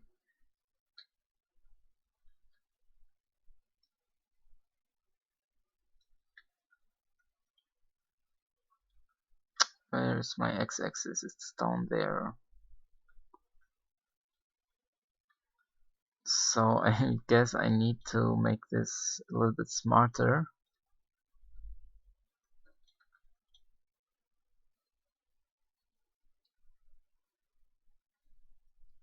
But then again, I don't think I will ever really need selections that big.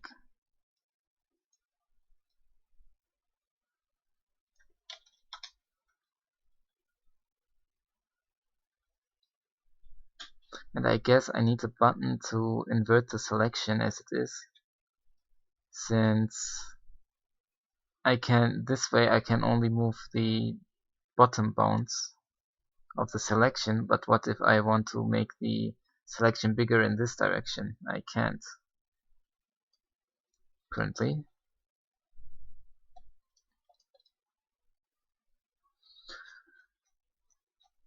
Okay, let's add a button.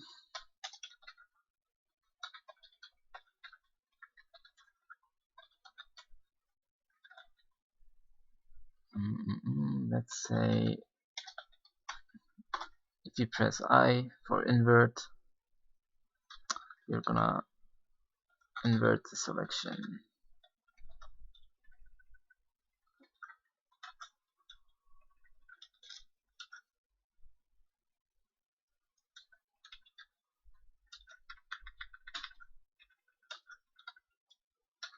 I think this should do it.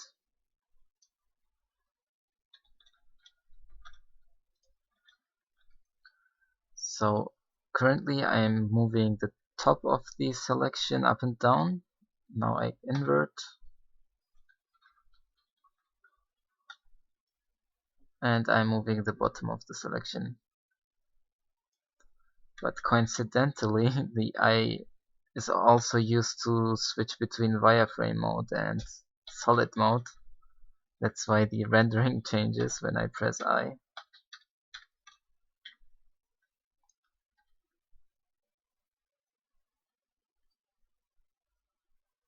So I should use a different key here. Let's say J.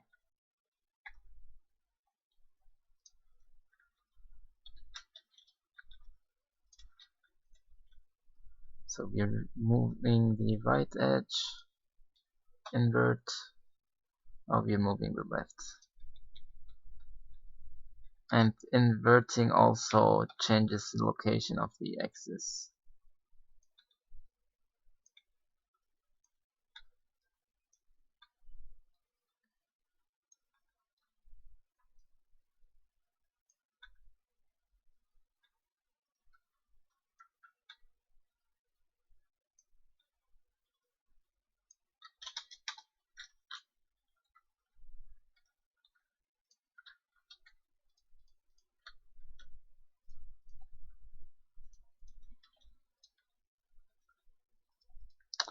Next, I think I need to be able to move voxels around.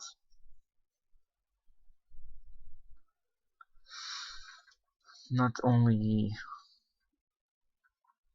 delete them,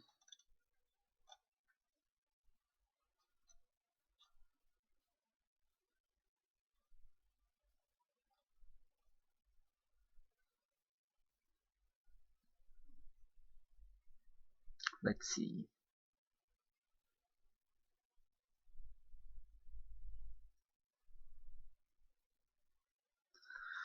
Actually, I'm gonna take a 5 minute break,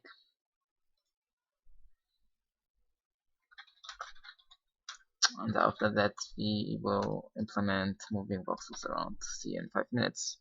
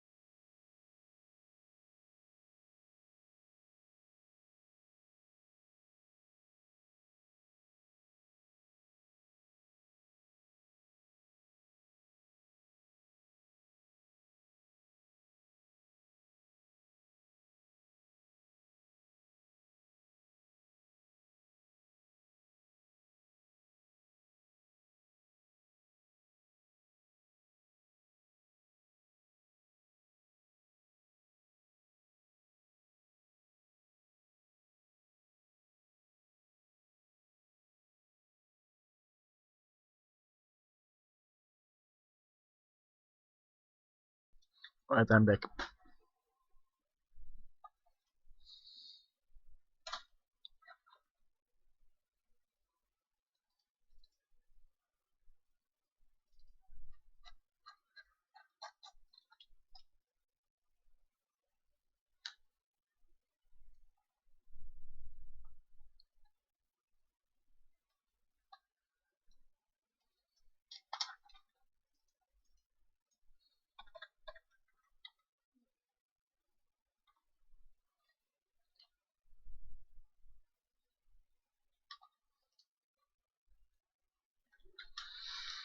Okay, where was I?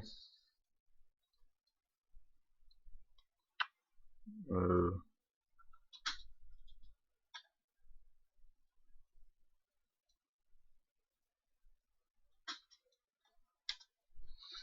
I wanted to implement moving voxels around. Right.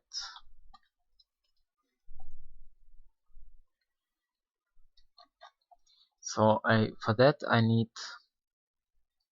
temporary storage for the voxels I'm moving out of the voxel grid,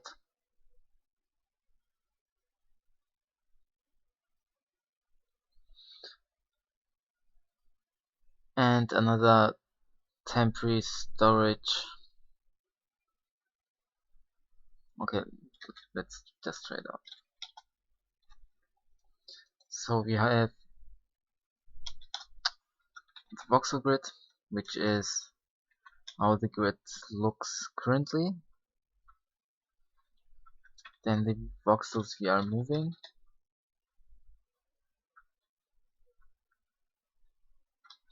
and the combined voxel grid, which is the moving voxels plus whatever is in the grid currently.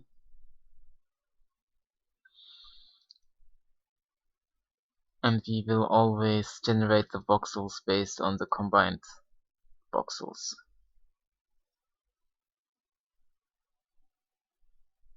If you're not moving anything, this grid will be just empty. Actually, it's not a grid.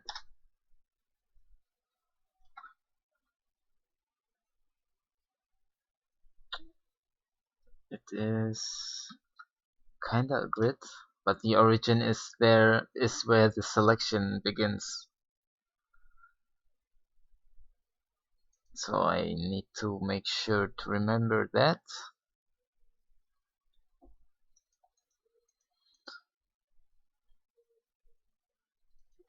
But actually it makes sense that that is a voxel grid in itself, because the selection itself, the max size of the selection, is the voxel grid itself.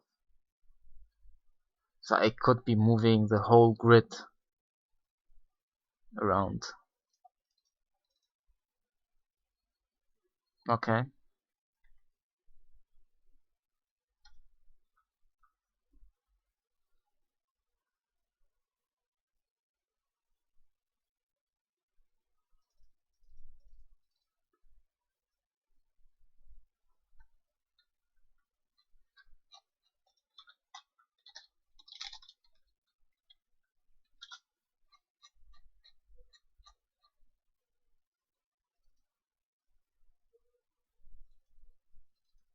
Here you're gonna take the combined voxels to generate the mesh.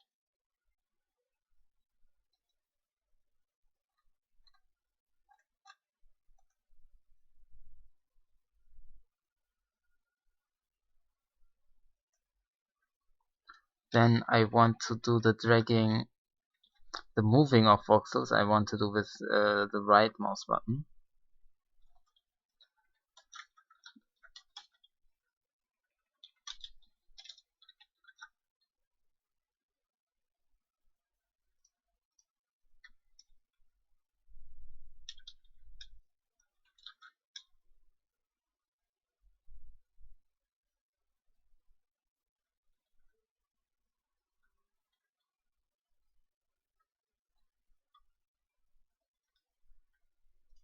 Oops. um, like this.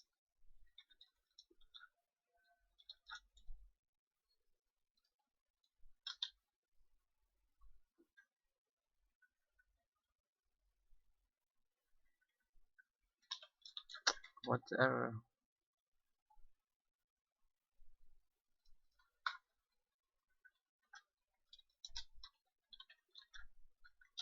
Okay, so we're either pressing the left mouse button or the middle, or this should be the right mouse button. If you're pressing down either of them, then we'll start dragging.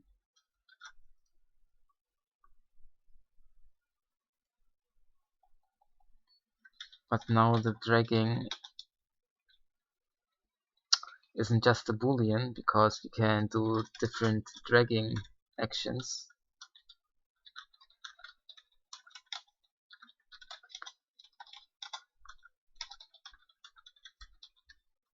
So we're dragging the selection, or we're dragging the selected, or voxels.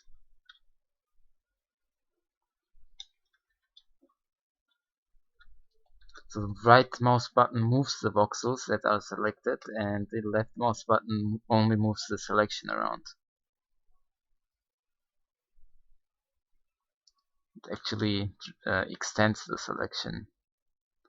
So maybe I should have another where I move the selection.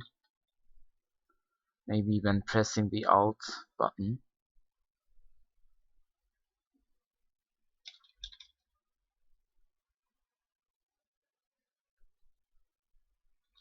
So like this, and then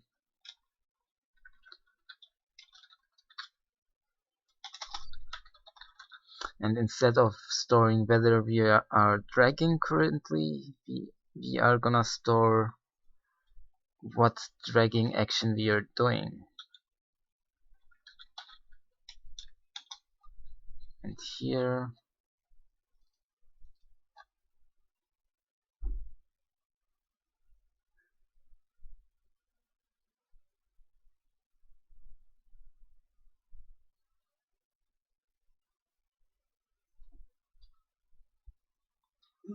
so we're only gonna change the drag action if it's currently none.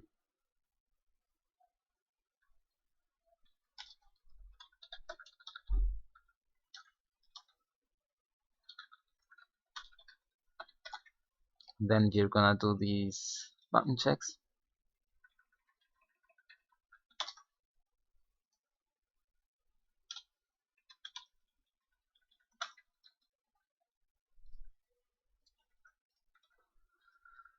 So we're not dragging currently, but we are looking at an axis. Now, if we are pressing the left mouse button,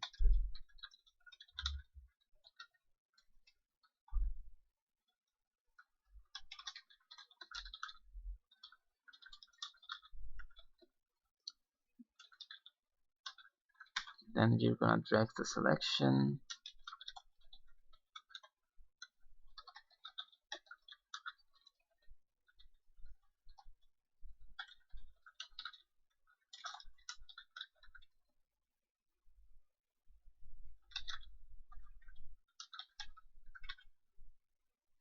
This should be called move voxels. Can't drag voxels. And doing it this way means if you're in the middle of a drag action and I start pressing the right mouse button, it won't cancel the action we're currently in. So we can't be in more than one action or reset actions. I need to release the mouse button.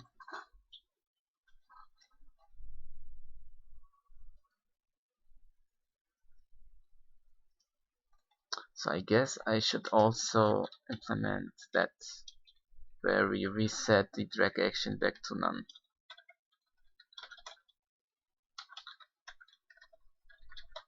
So if it's already none, we don't do anything. If it's drag selection,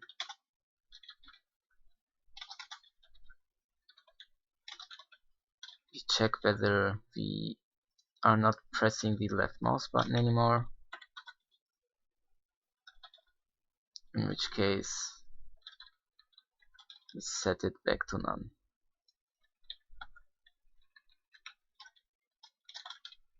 And similarly, when moving voxels,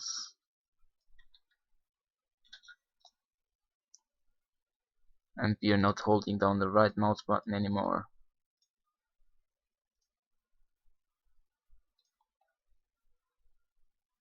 Okay, and here,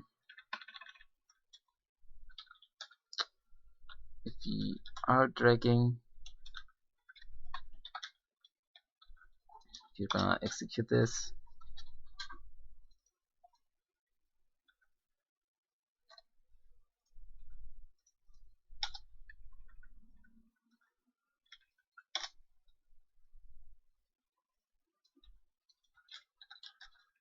So to know whether we started dragging, we need to store whether the dragging was none.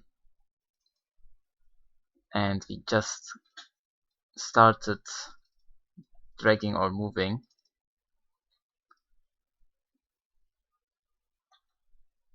That is important down here.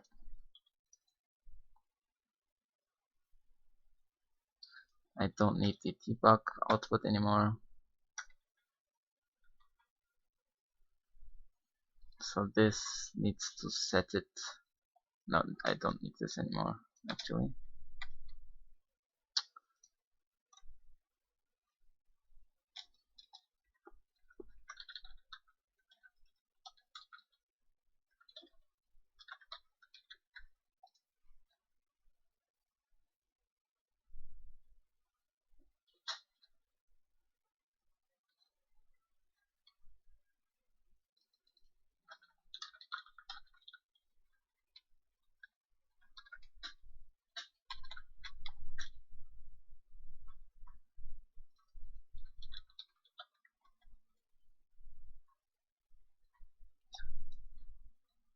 So let's test. I shouldn't have changed anything, I just refactored stuff. This is still working. Yeah. Okay, we removed everything. That was unexpected.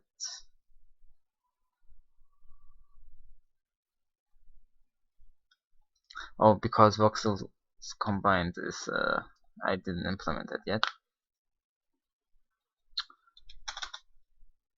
So if we are generating the voxel mesh,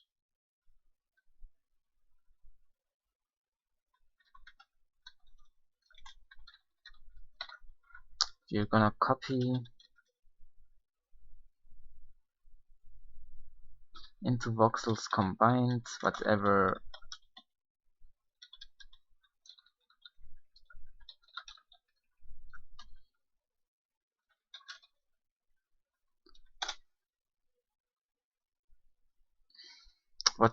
the current voxel data is. We're gonna copy that over to voxels combined, and then we're gonna copy over the selection too.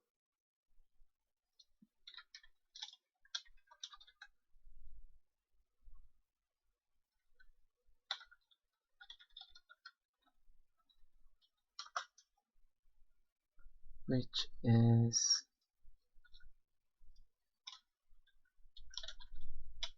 the relative positions.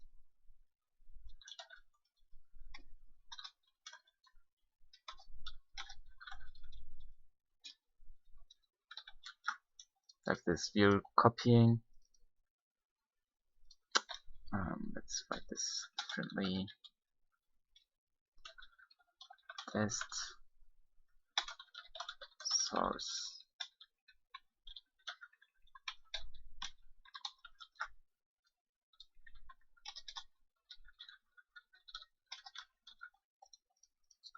So the source is whatever voxels we're moving.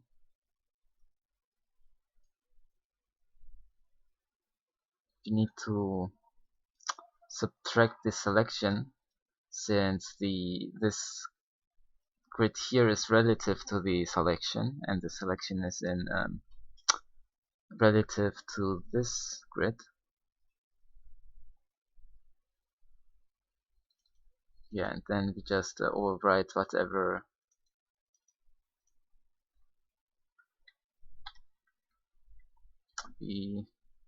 whatever was inside there before. Selection is this. What is this complaining about? X, Y, Z.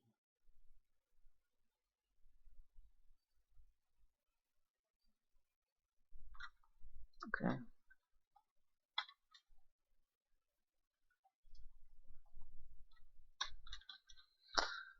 So let's try that again. Yeah, now this is working.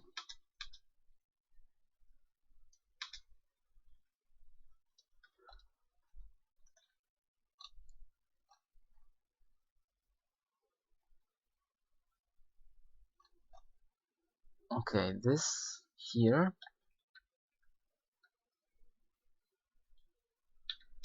we only do if the drag action is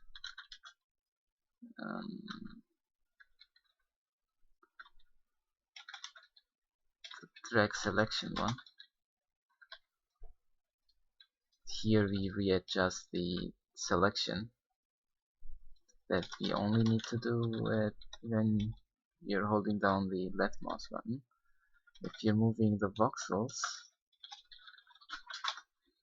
we're gonna do one of two things. If you just started dragging, we're gonna copy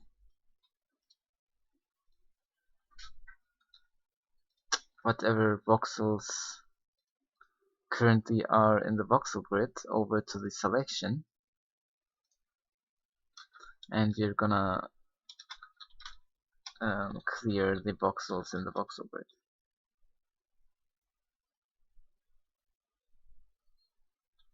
So this is the destination.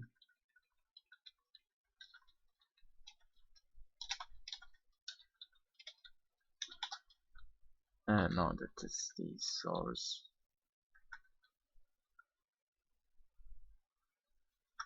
I guess I'm just gonna call it like this.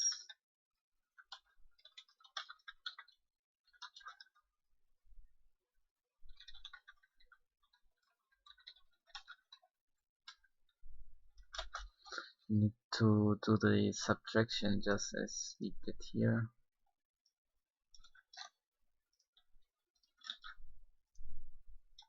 Now the selected becomes whatever cell there is currently, and then we reset the cell to empty. So we moved over all the cells that were selected over to the moving voxel grid and cleared the cells out.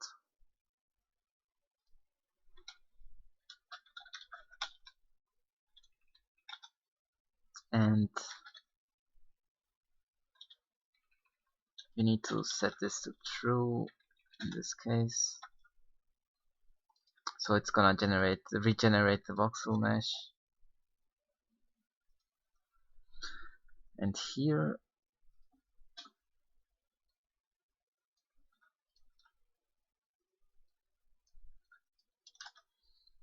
we are gonna do something similar here, except we're moving the whole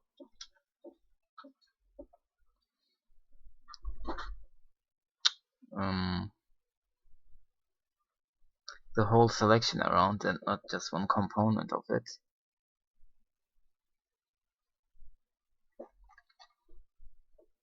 So let's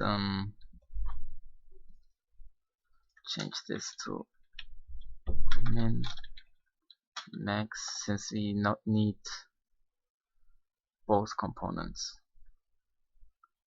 the min x value and the max x value for the x-axis, for instance.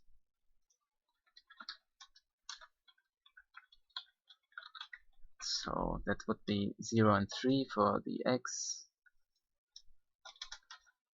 Y, for y it's flipped. The min is 4 and the max is 1. And here it's 2 and 5.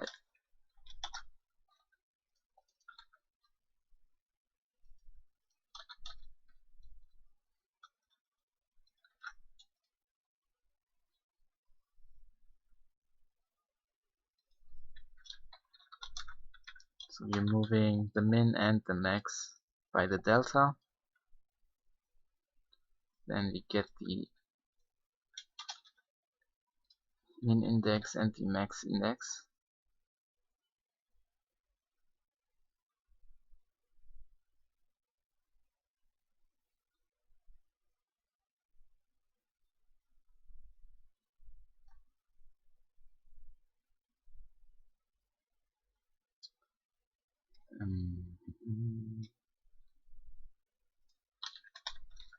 No, this is correct.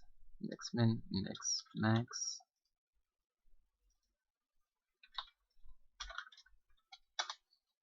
And then we change the selection.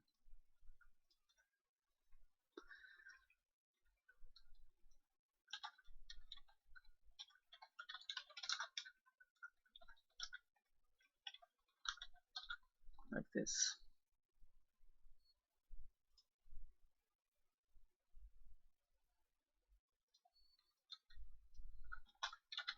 Need to see whether we actually moved anything,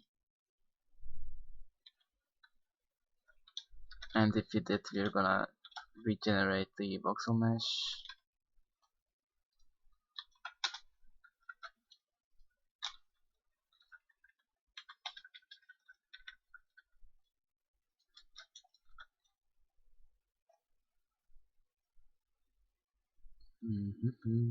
I think this might work. Again, I didn't get the selection.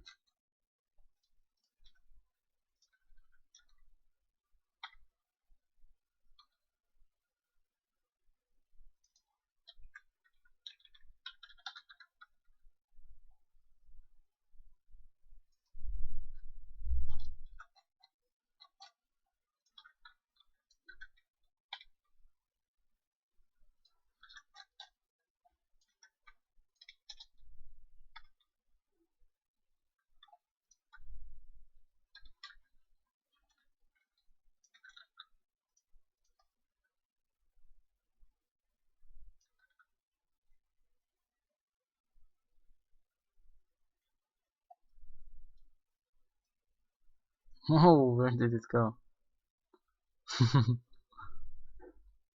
Okay, so holding the right mouse button makes it go haywire.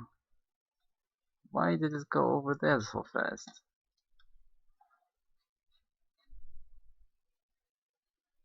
So what went wrong there? Oh, because you're not setting the last position. So I guess I should make that independent.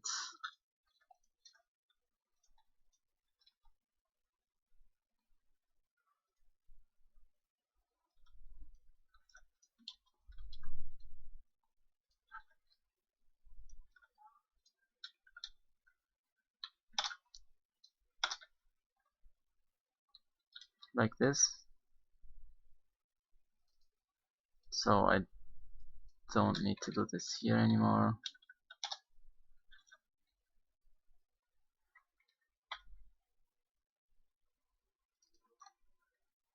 And I don't need the axis results. Okay.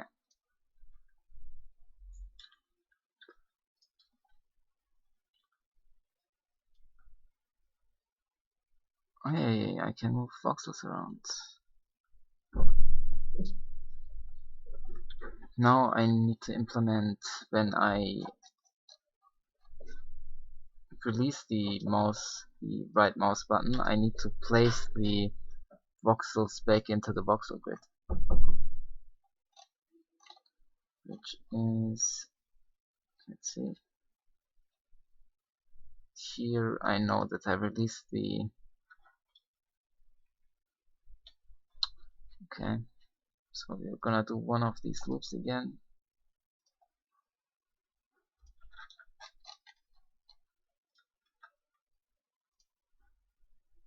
But this time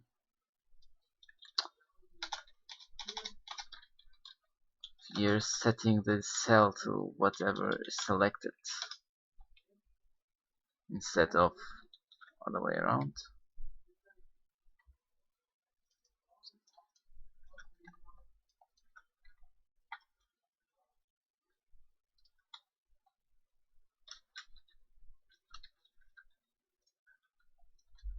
Okay, let's build a couple of voxels first. Now let's select this region. Now I can move the voxels around. As you can see, this row of voxels here reappears if I move the selection away from it. That's because I'm handling the selected voxels differently from they are stored in two different grids, and when I release the right mouse button, it's combining them again. But me releasing the mouse button sadly doesn't do anything.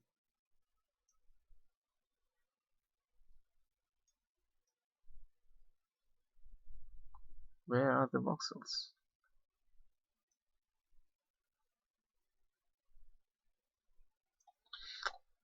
They were there a second ago.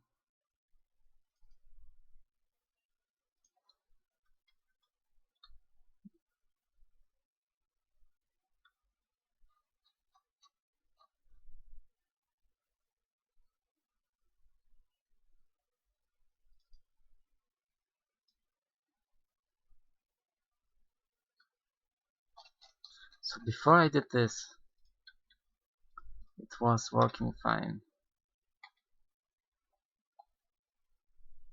Oh, this is the wrong here. I'm releasing the right mouse button. That was at the wrong place. This snippet.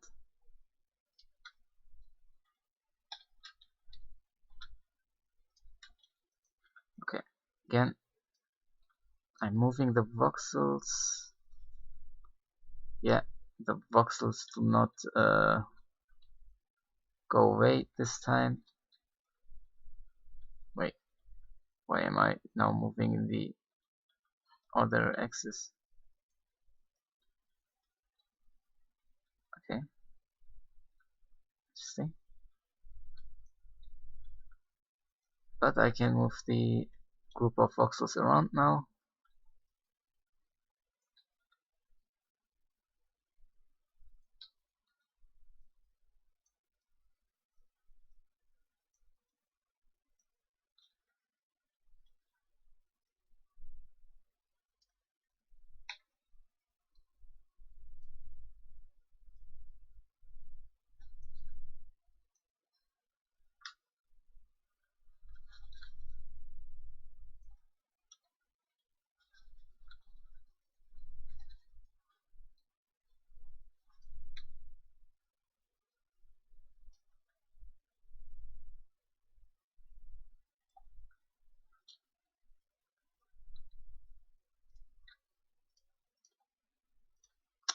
Yeah, it's working just as I wanted it to.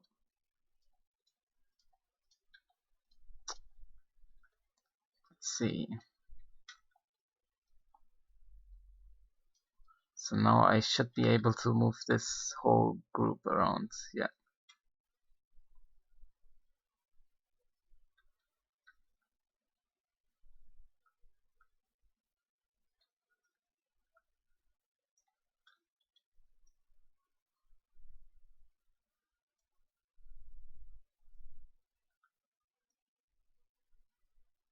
Cool.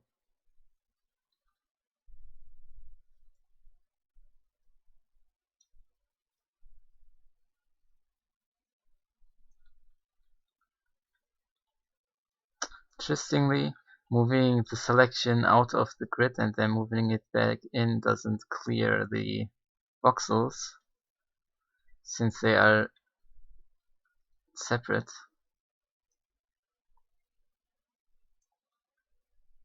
That is really cool.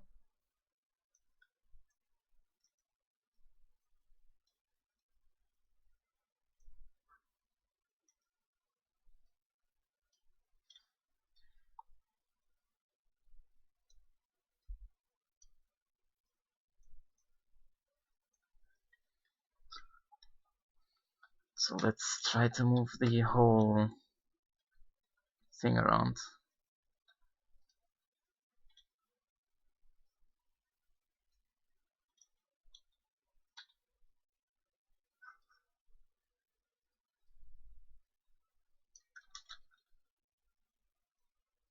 Yay.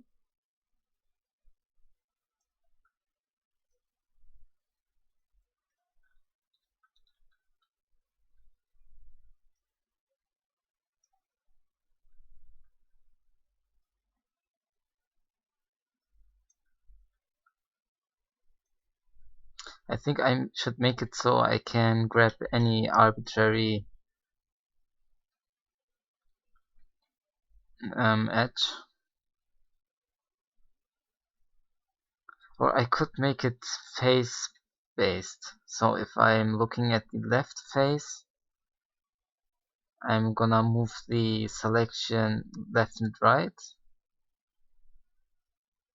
And if I'm looking at the top edge, top face, I mean, not edge. Since currently it's edge based, I need to grab a specific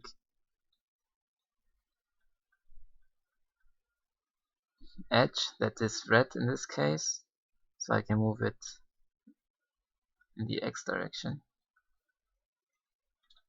As you can see here.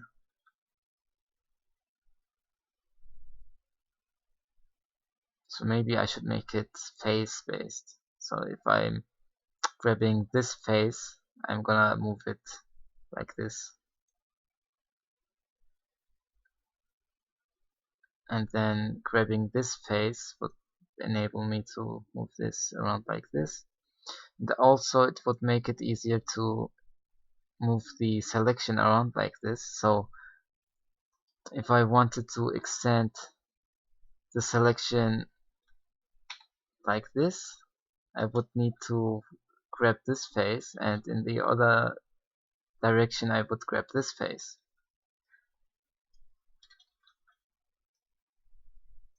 And currently I need to invert the selection to be able to switch in which direction the selection grows. So okay, let's make that instead face based. So I don't need the coordinate system anymore. I think the three colored edges here, right? Do I need them? No, since I would be just going around like this, grabbing this face and moving it up, or grabbing this face and moving it down, which also means though that I need to move around a lot more.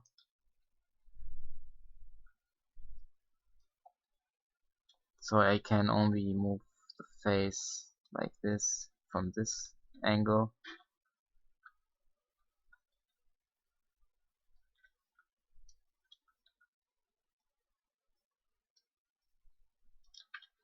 I guess that's fine. Okay, this code can stay, but the way I'm handling these needs to change.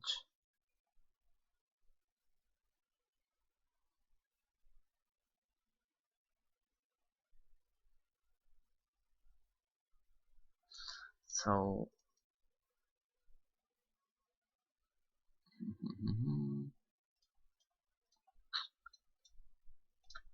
let's get rid of this.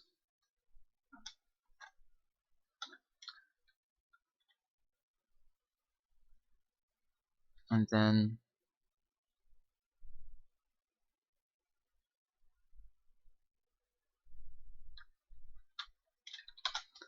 instead of storing these axes and then this value, you're gonna store normal, which denotes which face we have selected.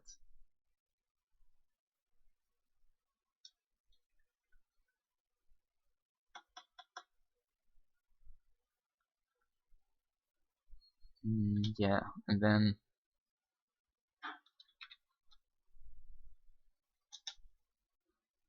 is that enough?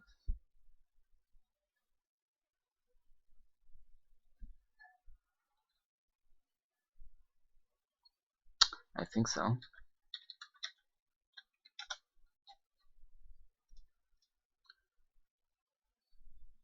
So all of this goes away to basically all we need to do now is test ray versus axis aligned box, which is this box.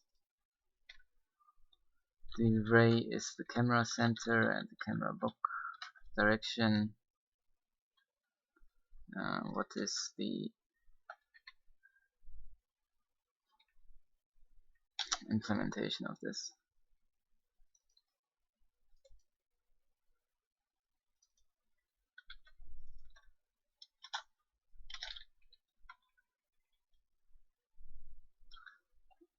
Am I interested in the t-value? No. But I think I need to supply it, yes.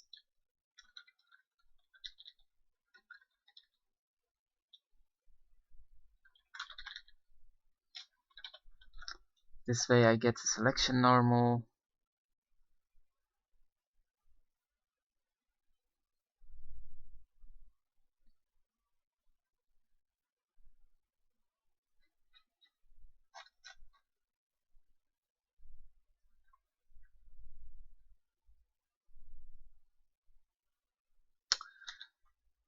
So I need to state that there is a value stored here.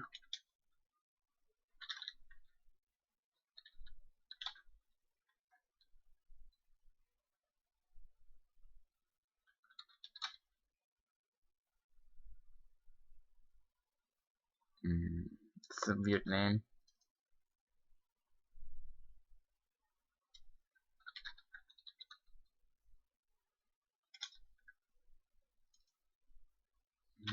No.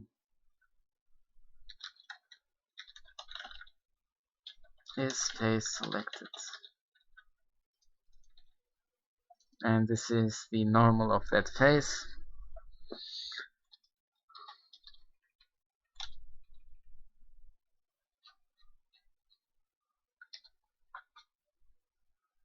Process select mode.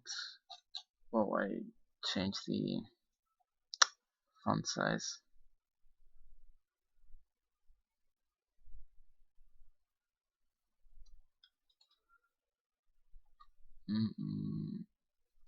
Here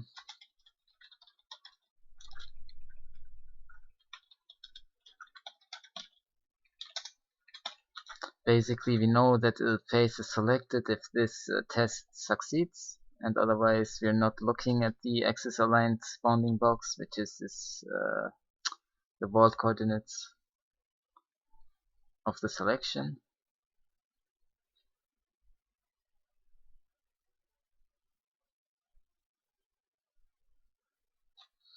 I guess I do want the t-value here. Let's see. Um, so that is the selection origin.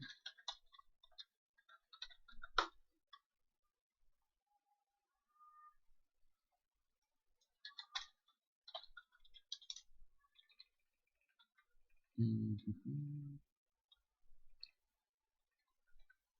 So I do need an if statement here.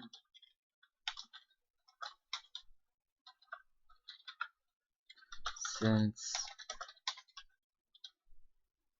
wait, let's make it simpler.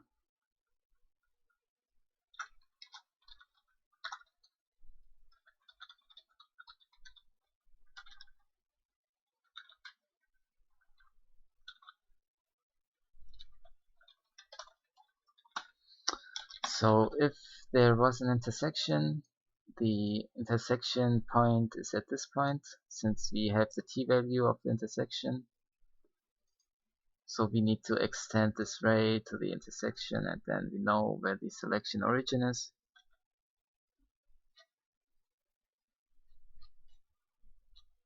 And then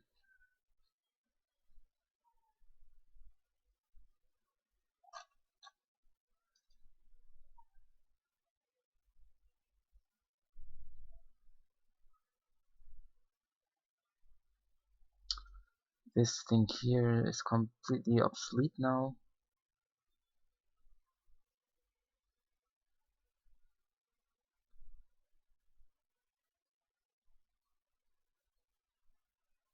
I need to express this using the selection normal.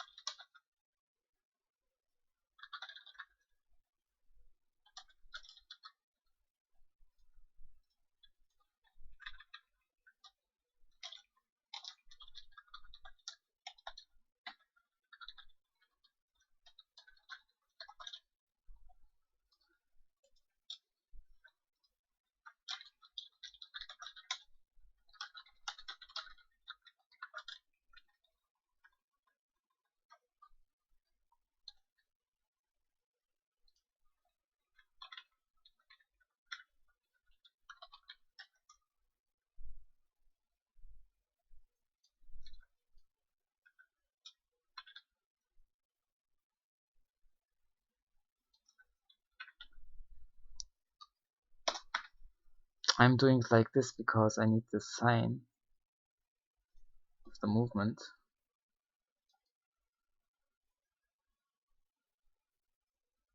Wait, no, I don't need the sign. I need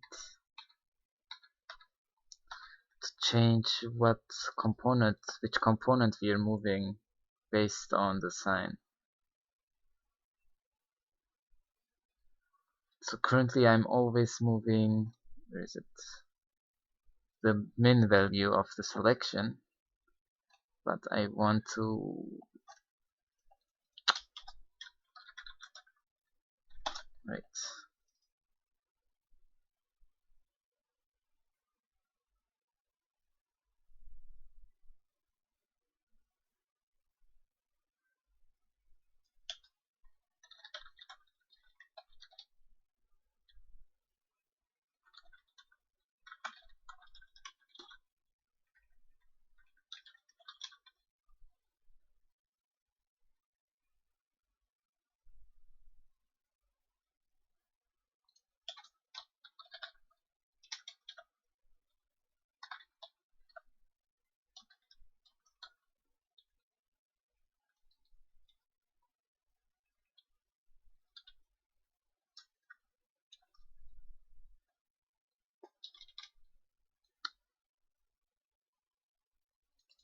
So we're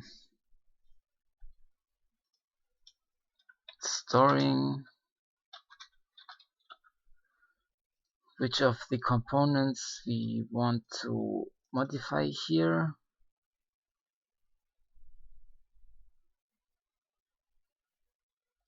In this value,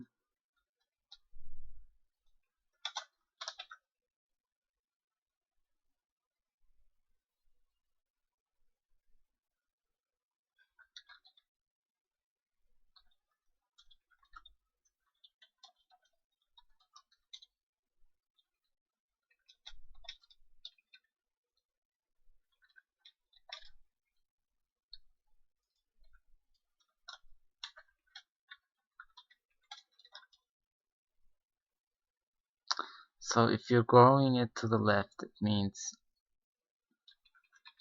you're moving around the min values.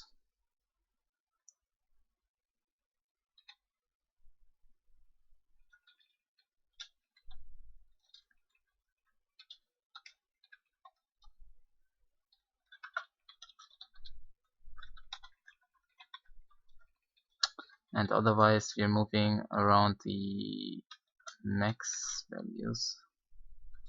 No, it's 3. These can always stay 3. So here it's 4 and 1. And here it's 1 and 4.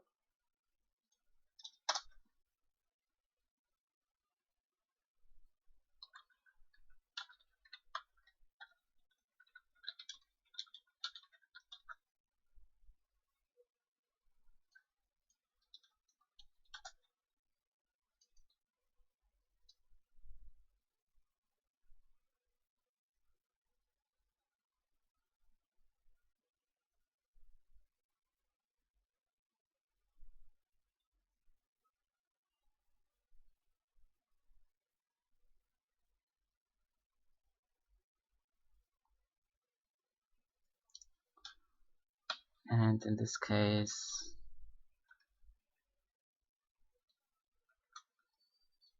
it's like this.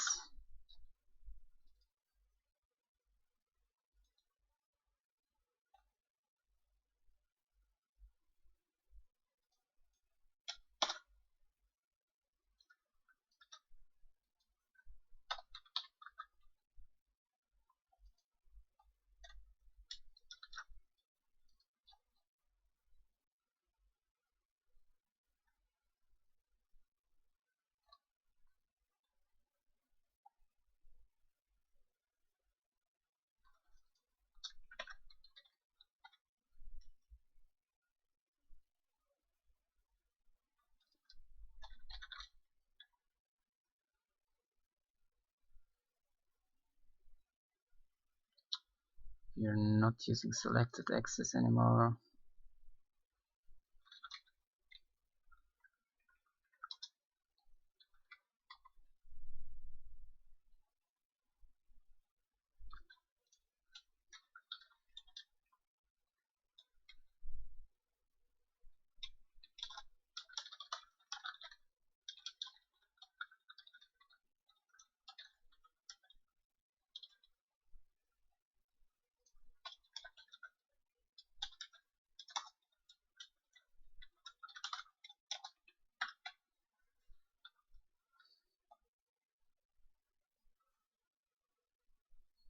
Okay, we aren't rendering any axes anymore.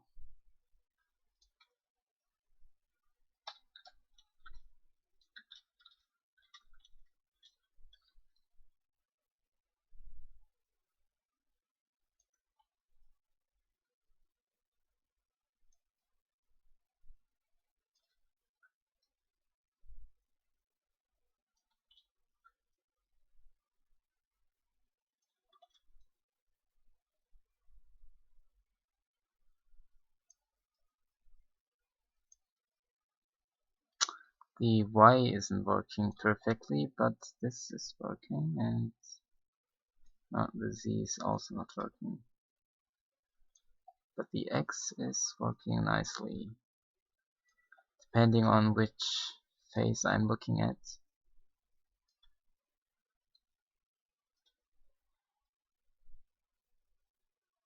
So it kinda grows too fast. I'm moving my mouse just a little bit.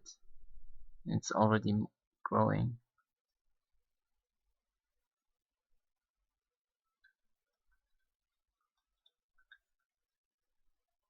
Mm.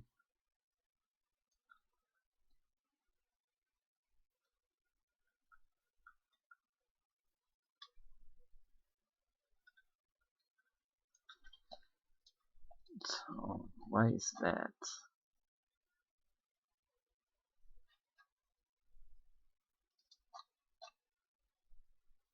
That's why I am never setting this to something.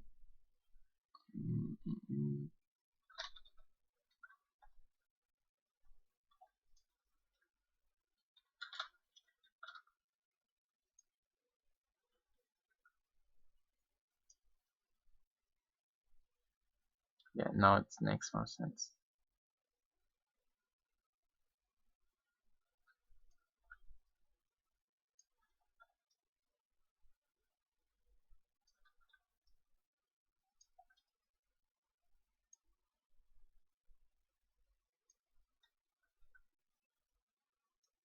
But up and down doesn't work, and still Z also doesn't work correctly.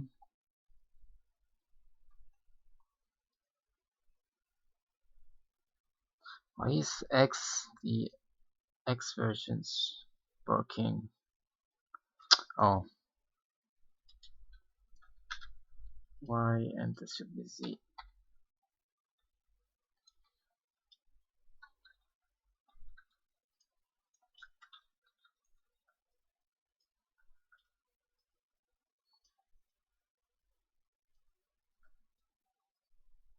Okay, Y is inverted, but the Z is working correctly.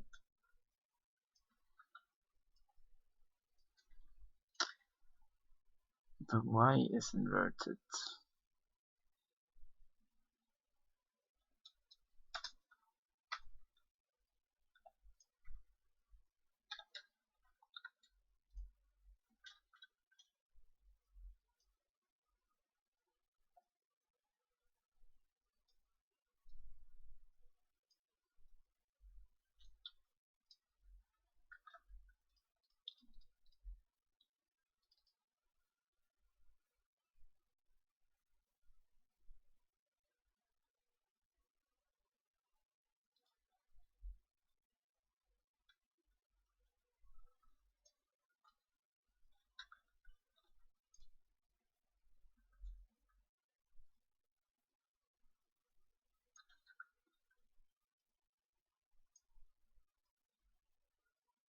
So I'm moving the wrong thing around here.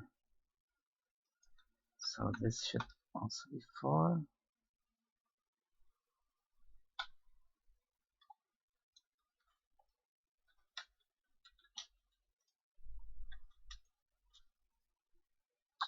No.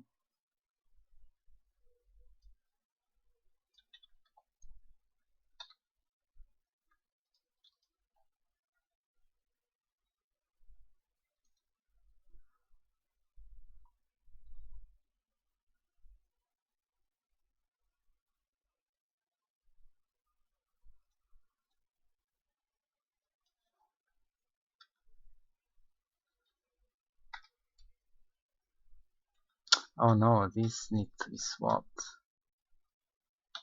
That's the thing. Like this.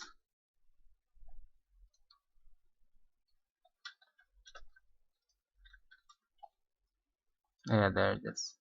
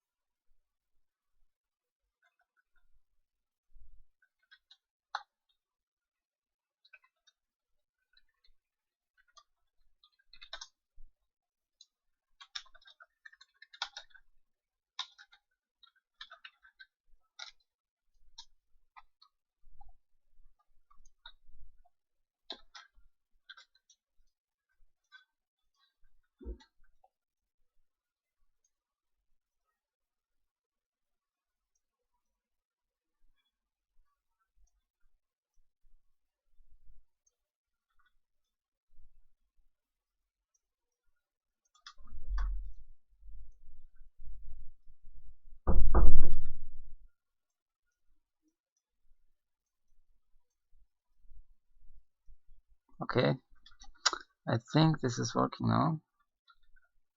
Can very easily make the selection bigger and smaller now. Move the selection around.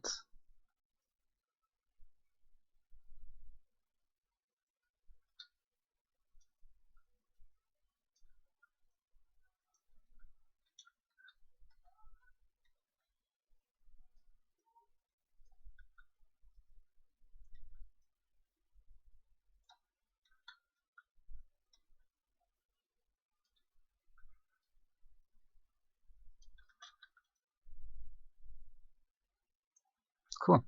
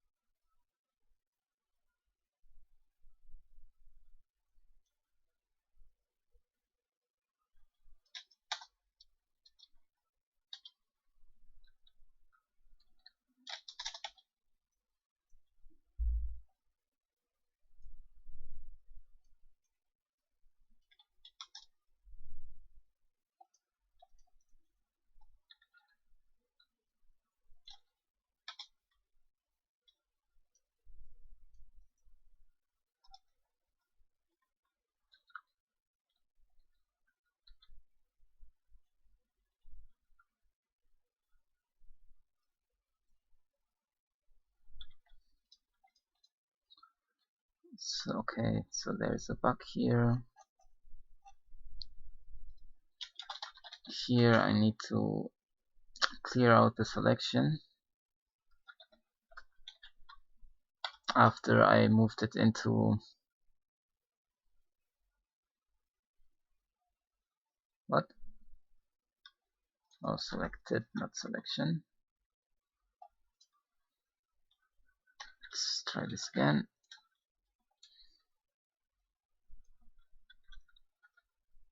So I'm moving voxels around. Whoops. Why is this happening? Why isn't it empty? Huh.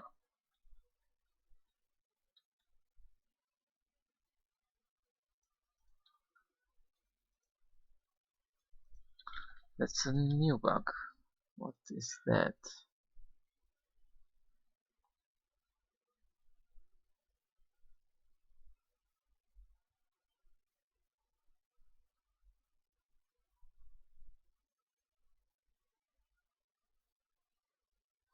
So I'm moving the selected voxels back into the voxel grid.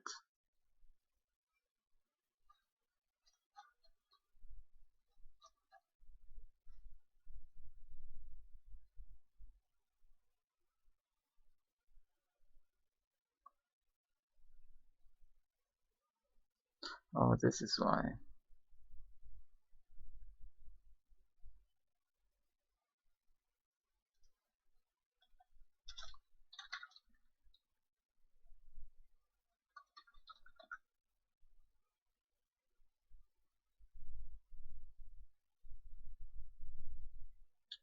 Mm -mm -mm.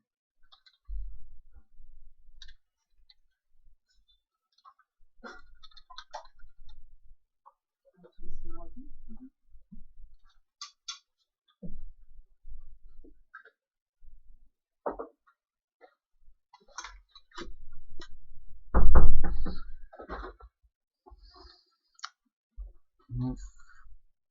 Yeah, only when we're moving are we gonna do this. Or actually,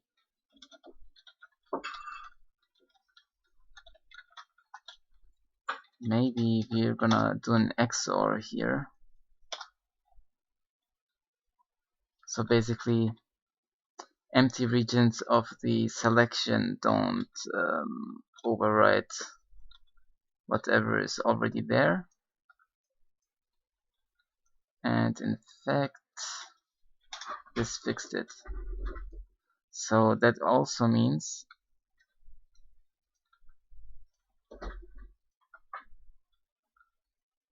if I now select this region here and move it over here, yeah, I'm not clearing these voxels, even though in the selection those two voxels here are clear, but it's overlapping the voxels. Now it's XORing the mask.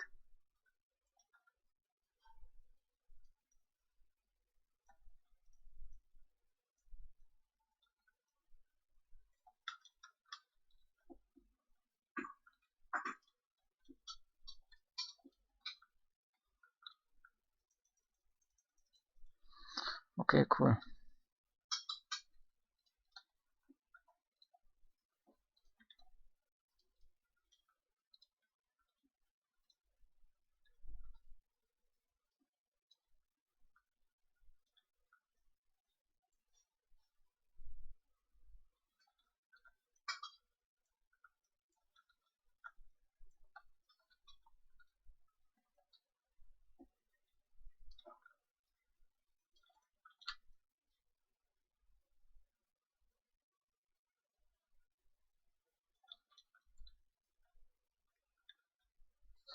Although, no, this seems to be a bug now. So if there are holes in here and I move this over, once I place them, yeah, the holes reappear. So I need the placing to also be an XOR. Where is it? Where do I place them? Here.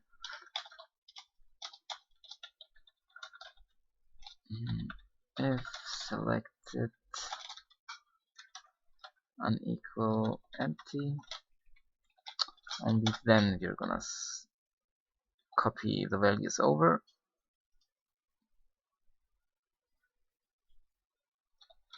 Let's try it again. So you're generating a bunch of holes.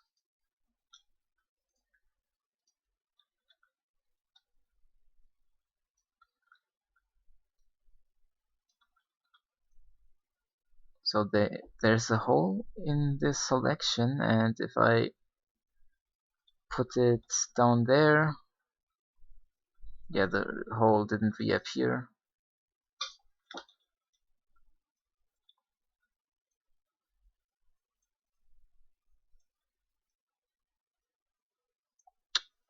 Yeah.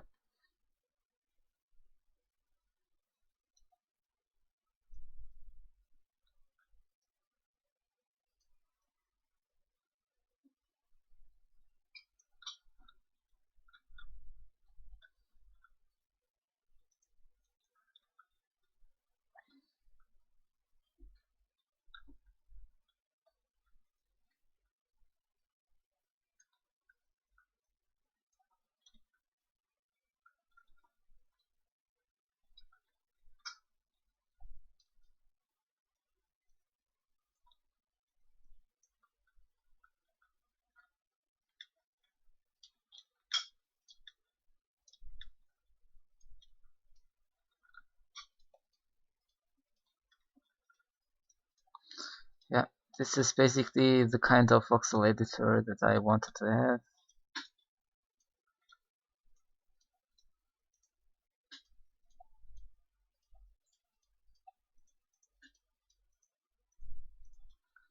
And these are the kind of models that I'm gonna use.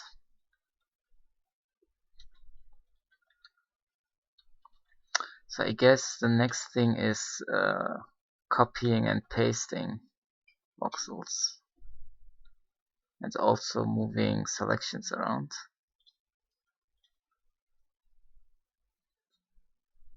So if I wanted to copy this, I currently can't. So copying, I could implement just duplicating voxels instead of copying them, which means right here I am getting the selected cells, and then I am setting the cells to empty. That's why when I'm moving around voxels, there isn't a copy of the voxels still in the grid. But if I remove this line here, it should actually duplicate voxels. So when I'm selecting a row like this, yeah, I'm just duplicating voxels, since I'm not clearing them then moving them out.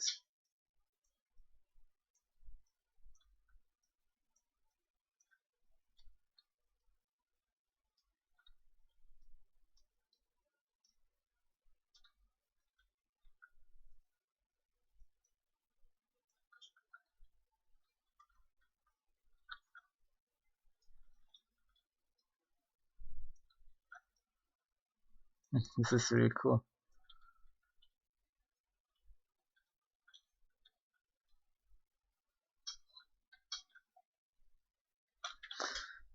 And basically this this behavior I want to control using a flag.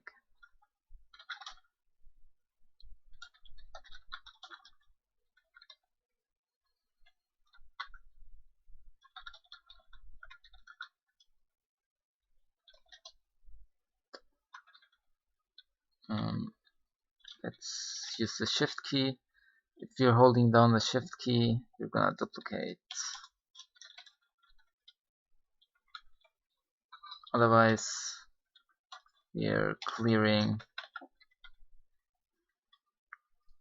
the voxel grid.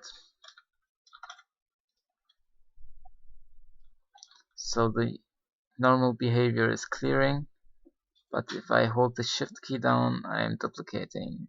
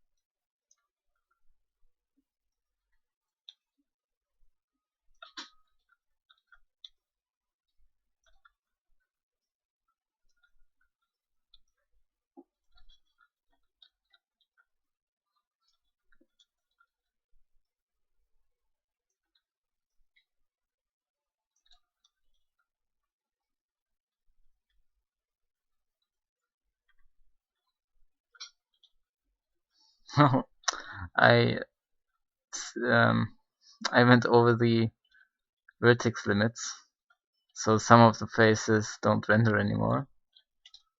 But if I delete the voxels, it's good.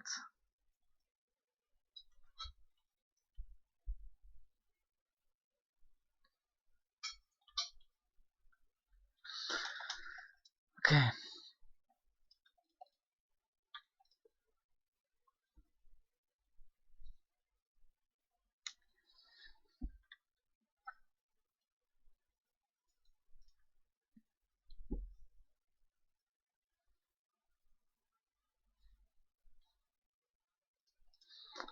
Alright, that's it for me for today. Thanks for watching, guys. I'm gonna stream tomorrow again, continuing where we're leaving off from today. So if you're interested in this project, please follow me on Twitter and Twitch, and hopefully we're gonna see each other tomorrow too. So please tune in tomorrow. Alright, so that's it for me today. See ya.